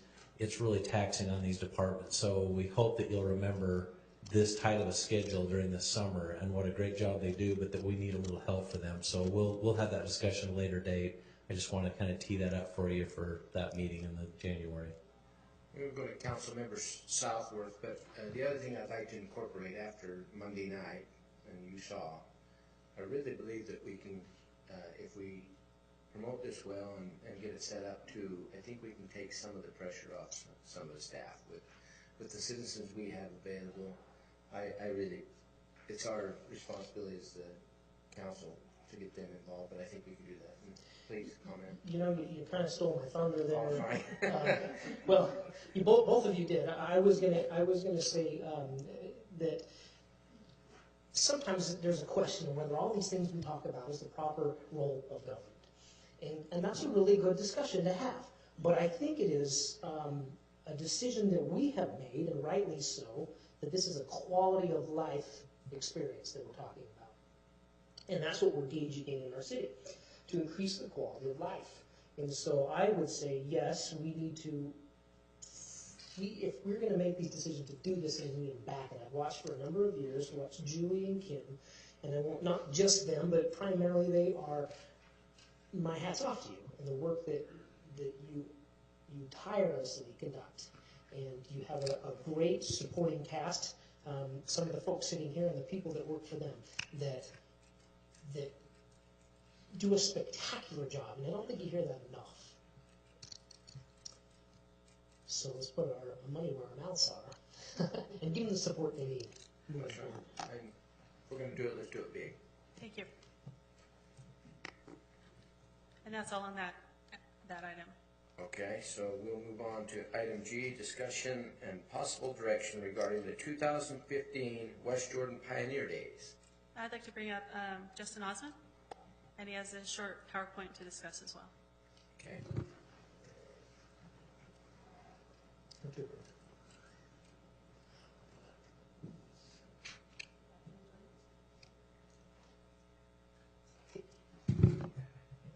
Hey, you didn't say you were bringing Donnie on here. No, we brought Kenny Rogers. That's who we brought. How come you all get younger every time I see you? Good to be back. My dad just barely landed from England, so he's going through a little jet lag right now, so I'm going to do most of the talking. But it is good to be back. We thought we'd kind of share some of the highlights of last year's event.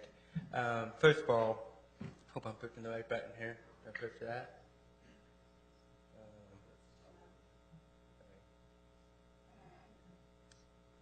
Thank you. First of all, thank you. You've helped support over the last 3 years, and I'm just going to kind of show you some of the results and the outcome. The feedback we felt has been phenomenal, overwhelming. I hope you have felt some of that as well, and possibly also feeling like it was a good fit. We got to honor some wonderful people here. This is just from last year. Norm Bangerter, of course, Gene Fulmer, he's a huge icon right here in West Jordan. Doug Wright. We got to honor some wonderful people here with our wonderful MC. And these are just some of the highlights of over 150 young kids from all around the Salt Lake Valley that came in to be a part of that. I hope you guys were able to see the event and take part of that. The fireworks, that's so unique about this. It's not just a musical, but it's a fireworks synced in with the music. Makes it very unique in this whole valley, if not the whole state of Utah. Again, it was so much fun. The whole production side of it was great.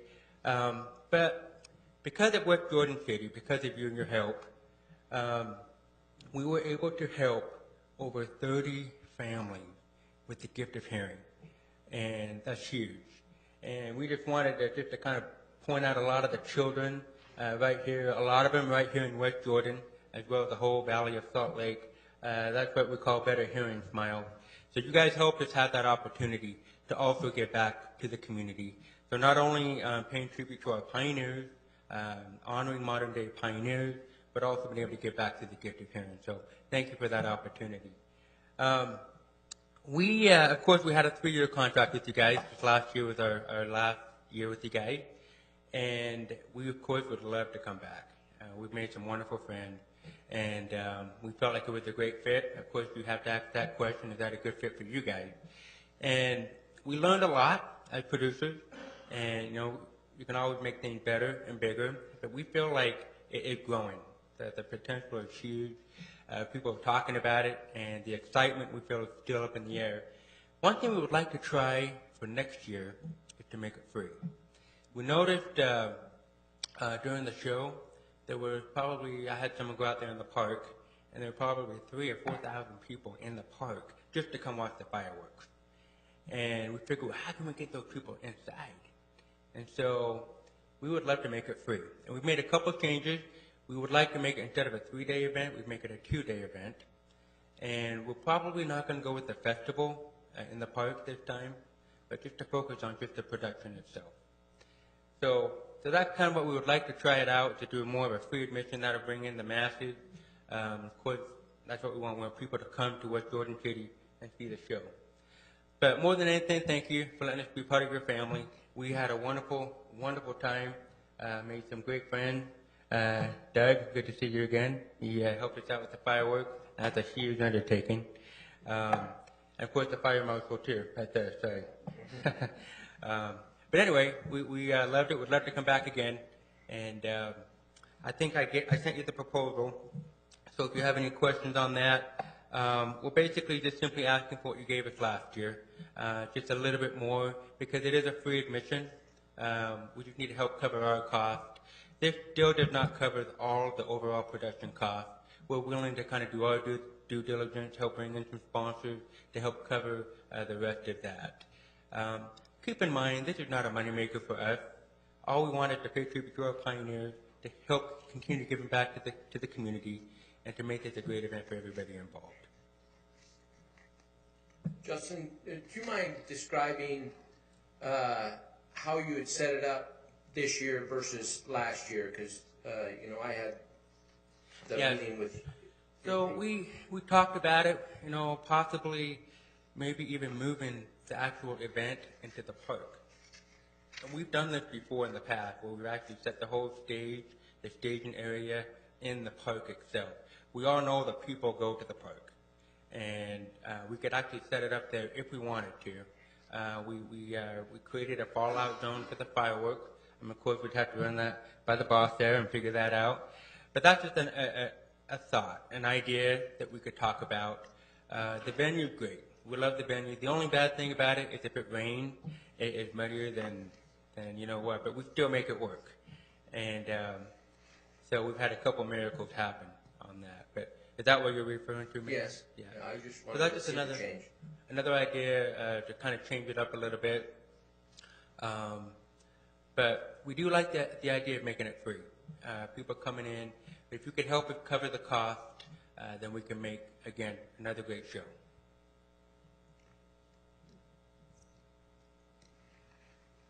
Any other questions for? Please, Councilmember Hagan. I had the privilege to attend the thank you dinner reception, and that's where all of the donors to the foundation were also, and it wasn't just West Jordan, but when they did give us the award, they all stood and thanked West Jordan. So besides loving the show, it taught my grandchildren some of our heritage in a really entertaining way. So I'm a big proponent of however it will work and make it successful. So thanks. One other thing is we're changing the show every year, so it's not going to be the same show.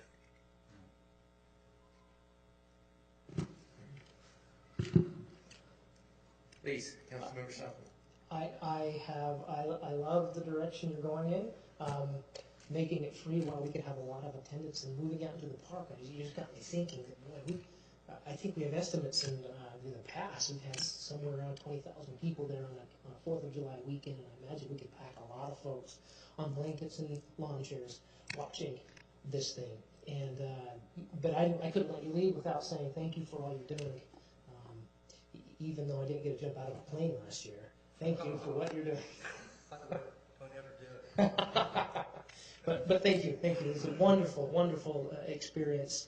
Like Councilman Hagan said, it's a neat thing. I love taking my kids to it. Any opportunity to teach them about their heritage and is just a great opportunity. Sounds like you got great support here. We'll have to agendize it for a budget item, and we'll bring it back, and we'll we want to make it work. Still have to work the numbers, but we'll try to make it work. Thank you. Is that good? Thank you. Thank you so much.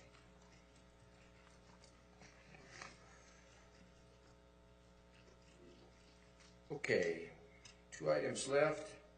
Item 6H, discussion and possible direction regarding the storm drain fee. Bryce. This again is where I'm going to turn to staff. Ryan, I don't know if Steve will be participating. I think Ryan's done most of the legwork on the Excel table, right? Mm-hmm. So with that, we'll turn the time over to Ryan. You can ask him the questions you have. Thanks. All right. Well, we're trying something new. I think this is the first time we've had a keyboard and a mouse here at the podium. So we'll try this as a new experiment for us as we look at this. So what we want to do is be able to, let's see, what do we want to take a look at some of this stuff. What we've done, and you guys got all this in your reports, was we took a look at 3 options that we have right now as far as stormwater funding, and we kind of looked at it over a 10-year period. The first option was, this is basically where we're at, status quo. If we continue to move forward as it is with the money that we have, a few things, and based on the projects as we have them outlined right now, which is, of course, does not include moving up the 70 South trunk line at this point. This is what we'd be at right now. We would, by the 3rd year, be basically in a deficit situation and continue in a deficit situation moving forward. So that's basically what we're looking at if we stay at the status quo as we budget. Of course, we know we're not going to do that. So we wanted to bring forth a couple of options to you. This option right here brings into account something that we've talked about over the next little while, which is a $5 million bond in this. This would allow us to somewhat move up the trunk line. We could reprioritize the things. But in the same breath, what we would do is this would be a rate increase of $6. And also, this would change the commercial ERU rate. Quick clarification. An increase of or an increase to? Up to $6. So it'd be a $1.98 would be the actual increase. Sorry, not increasing it $6, but increasing it $1.98. I'm sorry, please don't. We almost had to call an ambulance. Yes, raising it to 10, no, raising the fee to $6, not by $6. This would also take a look at something that Council Member Stoker has brought up, the commercial ERUs, or equivalent residential units. Right now, we charge that $4.02 per every about 10,000 square feet approximately. This would change that commercial ERU rate to 6,000 square feet. Thus, in effect, raising the commercial rate a little more than the $6 it would be, and higher ERU at this point.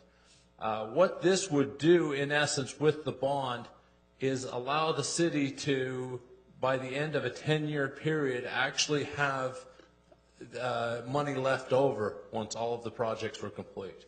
This would allow us to complete almost $31 million worth of stormwater projects by making this change. So as we looked at it as staff, this was the change that got us to that point in the, basically to that break-even point, as best we could tell. We also did program in, just for your information, in each of these scenarios, a 3% increase in salary and benefits each year, along with a 2% operating increase as we go along. In addition, we've plugged in that our residential ERUs could go up by as much as 200 per year, and our commercial ERUs could go up by 100 per year.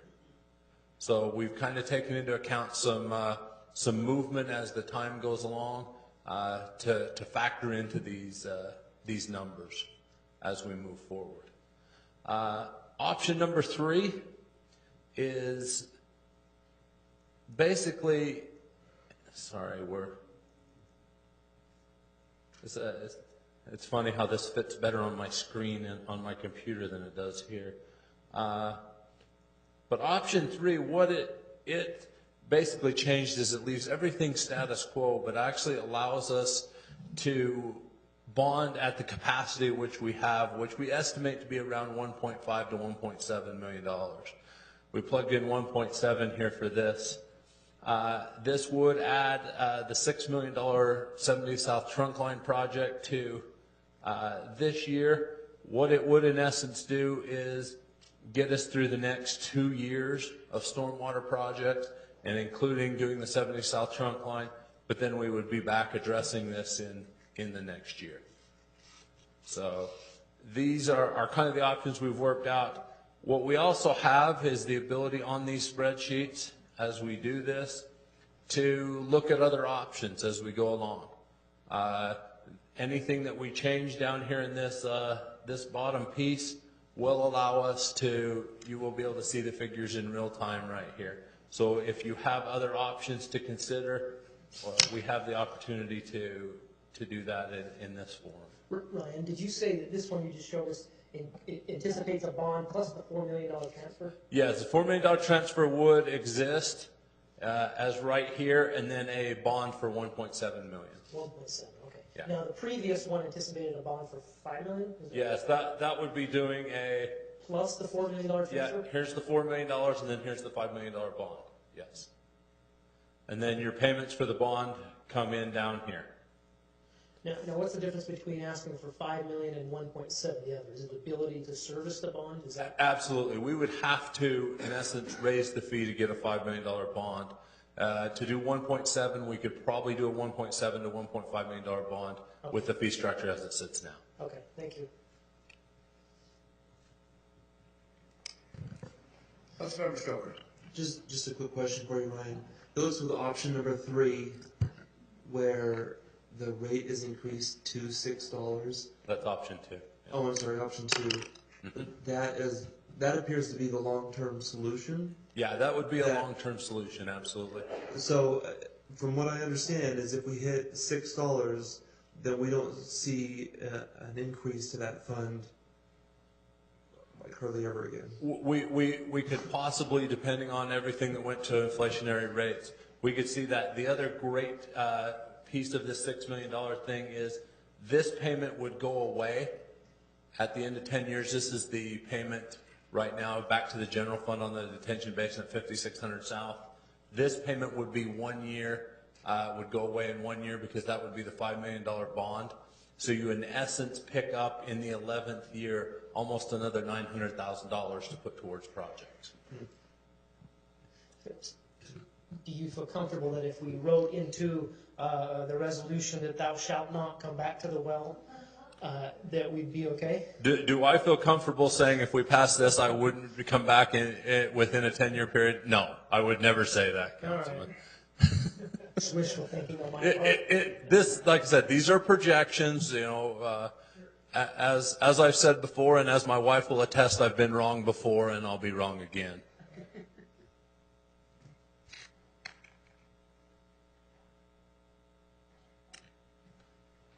So, other questions? Councilmember McConaughey has a question. Not a question per se, rather I'm ready to make a motion if there's no other. I have comments. Then I'll hold my time for a moment. And then you'll be free to make a motion if you'd like. I like option 3, and here's the reason why. We can get everything done that we need to immediately, including 70th South. It doesn't show a deficit for 2 full years, and by then we're going to have the impact study done, I can assure you, and I can promise you that our impact fees have been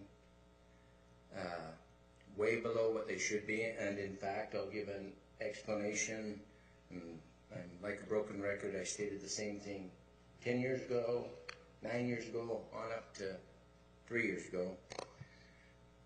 The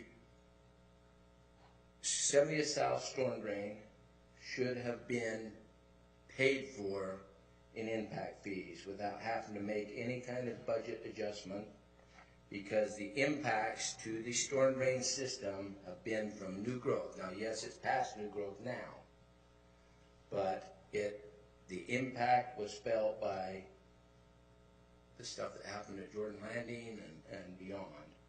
And it should have been covered had the impact fee system been set at the appropriate rate. We're going to fix that in the next calendar year.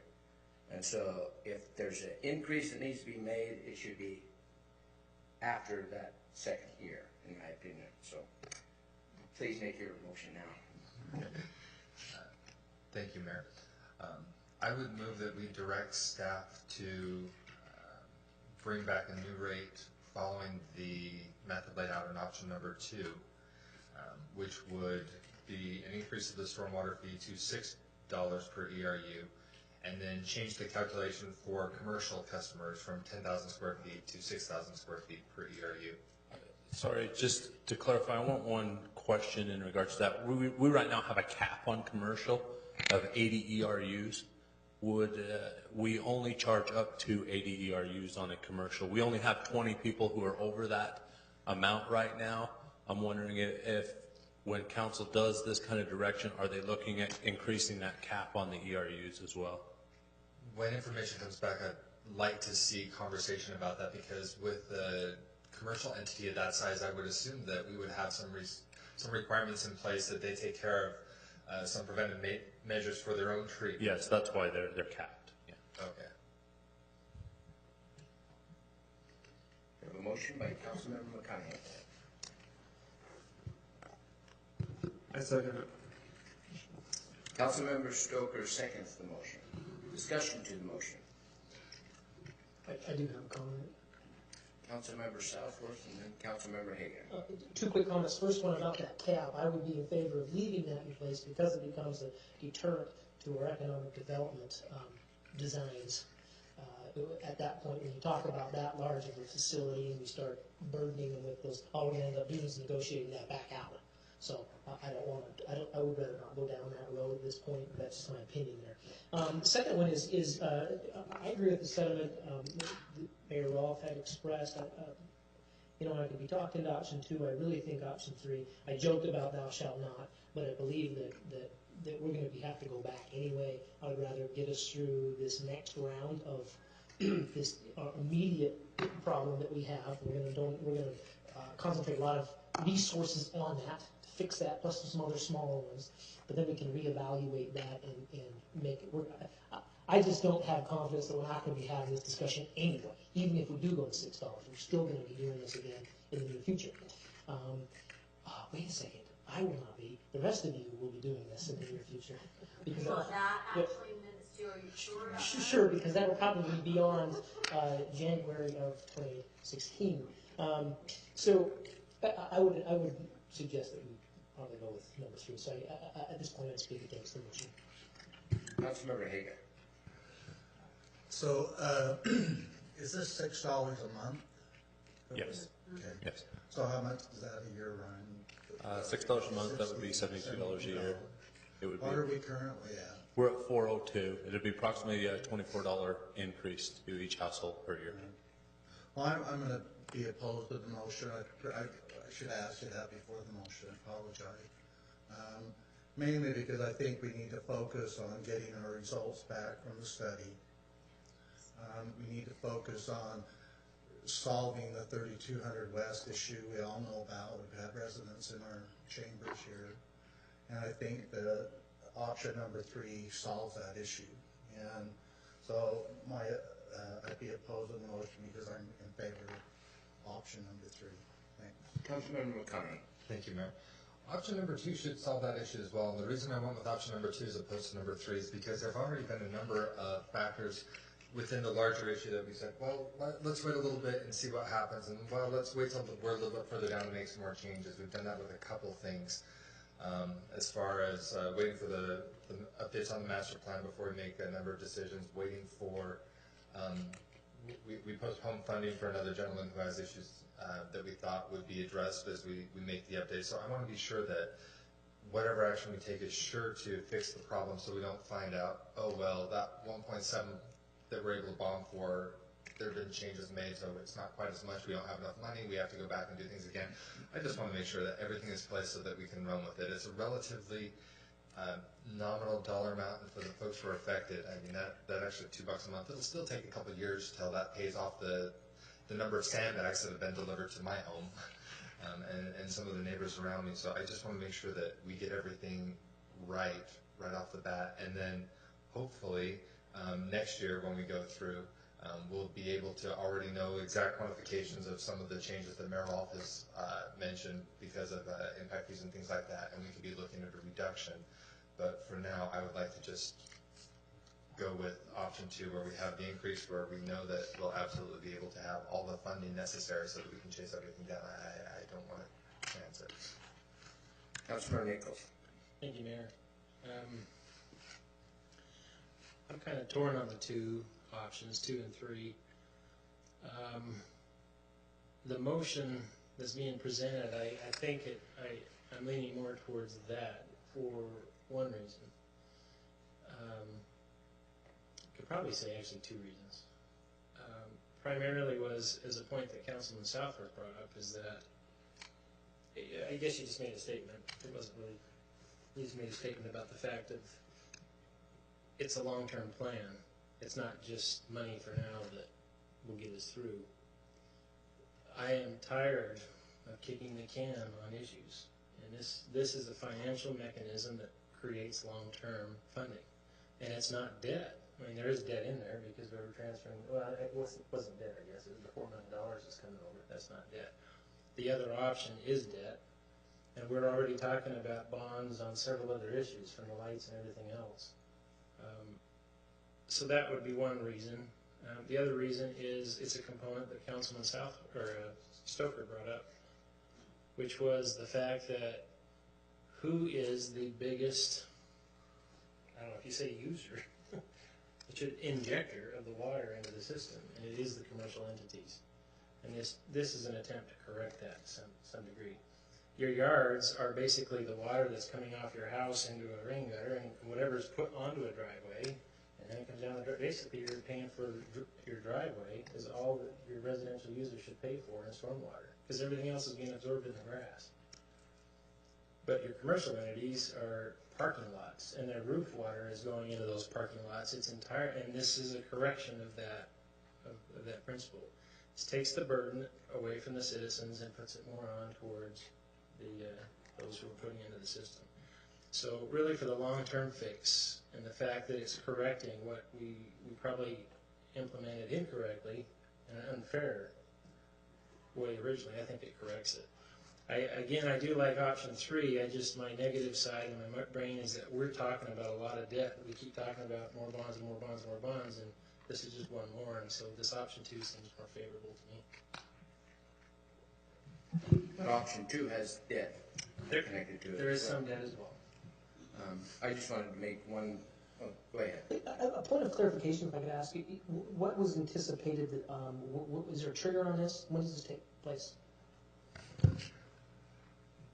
Based on what was on that front page of the request for council actions, direct staff on the method of calculating rate and bring back a rate change to council for consideration. So I didn't put a date on when to bring it back. I would assume it would be within the next 1 to 3 council meetings. Okay. Somewhere in there for new rate structure though. I know in prior conversations we wanted to do something before the end of the fiscal year, so I would assume relatively quick. I only ask because I wonder if it behooves us, regardless of whether we go 2 or 3, whichever. In the context, I think did you bring the context of the big picture and all the bonding that we need to do and want to do and everything else that needs to be done? Where does this fit and how does it fit? Well, and with this one being an enterprise fund, I think that conversation's separate when it comes to bonding. Well, is it? Because now I'm trying to remember our overall bonding capacity, even though it's within the enterprise fund. Is that the enterprise fund? Does that affect that, or is that separate? It's the same. If we were able to, if there was a rate increase, whenever that happened, we would probably do a parameters resolution very soon after that and go out and get that $5 million as soon as possible. We'd have to look at some issues because we only have a certain amount of time to spend that $5 million in a bond. So we'd have to make sure that we were in an area where we were going to have that spent. But we could do that as quickly as possible. We've already, as these decisions get made, as we talk about the $10 million cap on bank qualified versus non-bank qualified, we're right now sitting at $7.5 to $8.5 million that we'll probably already do next year. So even probably the 1.7 versus the 5 is going to put us over that bank qualification amount. So either way, it will. Yes, either way, I believe it will. Between the 2.5 for the LED lighting, the $5 million for parks that have already been approved by this council, and more than likely another capital lease for equipment that'll come within the budget, that those are running around $1 million. That would put us at $8.5 million, so the 1.7 would put us over, as would the $5 million. And then remind me, it's not that you can't go over it, just because there's a lot more hoops to jump through. No, it's not really hoops to jump through. You may have less people doing it, and you're probably going to have a slightly higher interest rate, but it's not significant. Okay, that's fine then. One more comment, and then I would like to make one on Wubbo. I just wanted to ask Ryan a question. We discussed this today. We have a debt service right there of $224,000 that we're paying back ourselves. Yes. In other words, we loaned $2 million the first of this year. Could we not just, and I've talked about this, I'm kind of really just getting in public, can't we forgive that debt and then regain that debt service? Yeah, absolutely. Council can do an action where they say that we now consider that a transfer rather than a loan, and that's absolutely possible. Thank you. I just want to make a brief comment. I think that this impinges our existing businesses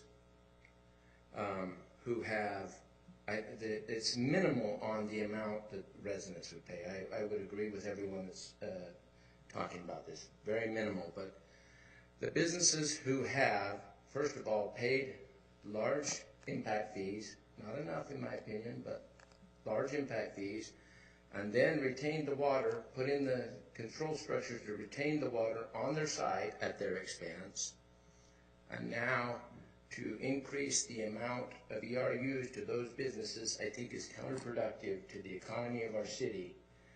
And so Councilmember Haga brought up a good point that I had thought about earlier, but I'd forgotten. There's other ways to do this that are going to assure that we get the work done that needs to be done immediately, right now, and I don't see that we're going to go into the deficit mode anytime in the near future. So I just would speak against moving on this at this particular time. Thanks. Let's vote. Councilmember Hanson? Are we voting, may I ask, are we voting on Chris's? Yes. Option 2. Okay, yes. Mayor Rowe? No. Councilmember Southworth? No. Councilmember McConaughey? Aye. Councilmember Haga? No. Councilmember Nichols? Yes. Councilmember Stoker? Yes. Vote passes 4 to 3 in favor. No. Yes. May I make a quick request of staff that when they do bring back request for council action that would change the rates, if there could be conversation in that packet to the concern you raised up. I think that's a very valid concern, the impact on businesses. And I'd also like to see what other cities are doing when we do make that final change. Okay. If we can do that, please. Final item. Review strategic planning session agenda scheduled for January 15th through the 16th, 2015. Bryce. Thank you, Council. As we've gone through the year, people bring up different things they want to talk about at this strategic planning meeting. I'm a little worried 2 days isn't enough for the length of this list, depending on how much you want to talk about these subjects. We as staff will get together and decide how to package them and put them into the best way of discussing them. Really what we want to know tonight, is there anything you want removed from this list? And is there anything you want added to the list? And I did add one more thing tonight that came up when Julie was presenting, and that was discussing annual events and staff support. So we discussed that,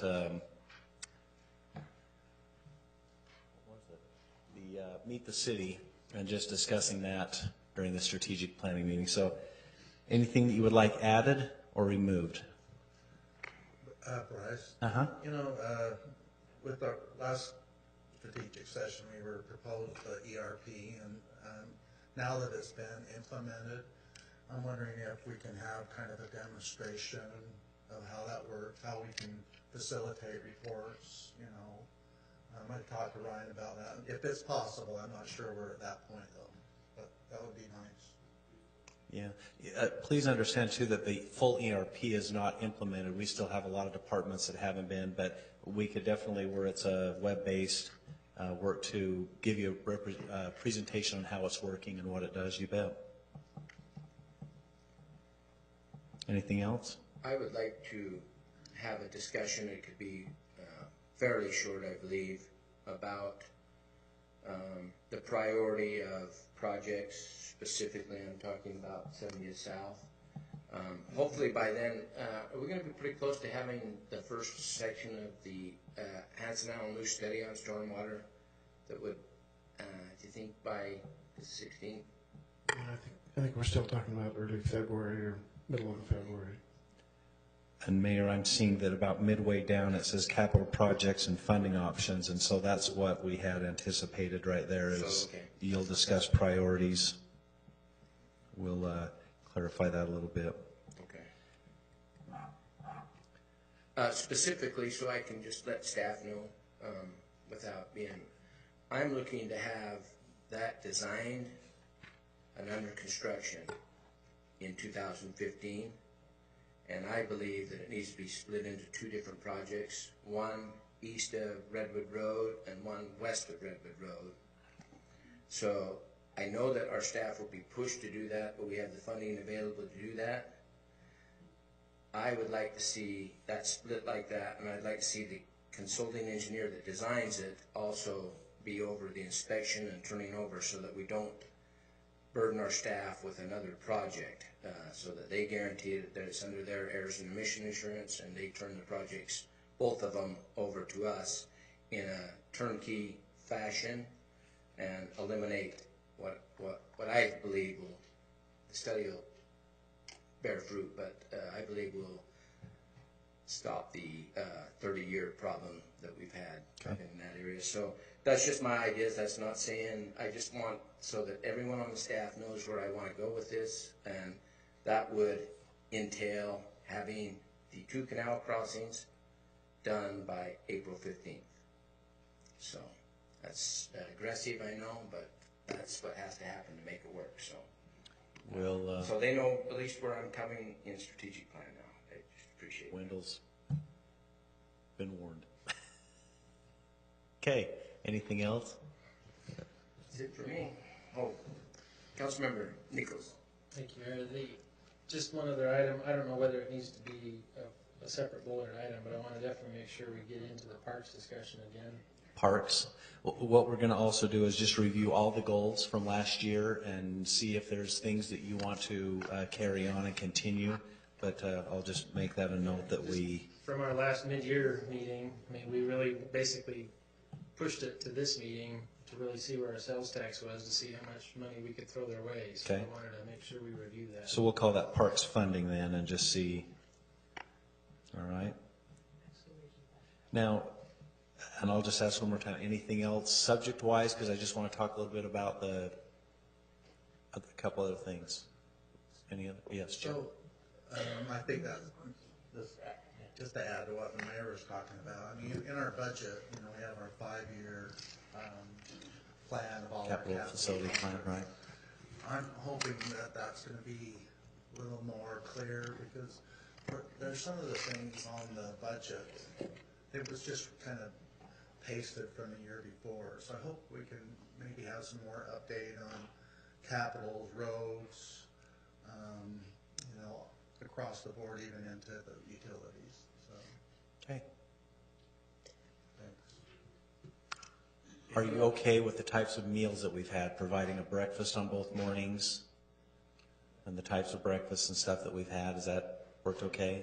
I thought it was excellent. I think it helps, yes. And we're planning on, just based on the length of this, for lunch for both Thursday and Friday, or do you have a hope and goal to be out of there by lunch on Friday and you'll buy your own, or take care of your own lunch? Same place, yes. Yes, we'll still have it at the Mountain American Credit Union.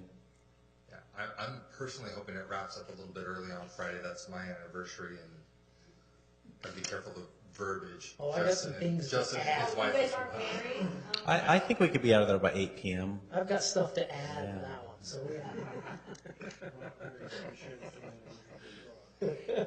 well stated. So lunch both days, are you okay with that? I mean, we'll meet with the mayor, Julian, we'll see how we can package this to keep it moving along. Melanie, did we end up getting a moderator to help us from Salt Lake Community College? Okay, fantastic. One of the ideas was having me moderate it. I'm just afraid, you've seen my brain, it's one directional, and if I had to go in a different direction, things may fall out of my ear. So we'll see if we can get somebody to help keep things on course and on pace. So anything else? Calisthenics will start at 7 a.m. both mornings, so we'll plan on seeing you there then. Thank you. Ben had a wrap-up. Yes, thank you, Mayor. I just wanted to say to the council and to our senior staff, placed before you was a bag that has some jelly beans in it, and those are Jelly Bellies, but not any Jelly Belly, those are their belly flops. So if you look in there, they're a little bit different shape and what have you. Oh, there's nothing in Jeff's bag, but and I didn't give it to him that way on purpose, but and that's not a comment on anybody's physical stature or anything else, the belly flops, but it's to say Merry Christmas, but also to, as you take a look at those and you see they're all different and they're a little imperfect, and none of them are the same. That's similar to us. None of us are perfect,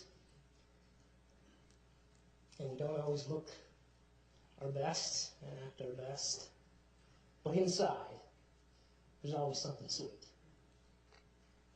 And there's something to be enjoyed. So remember that as you eat those. And to just take my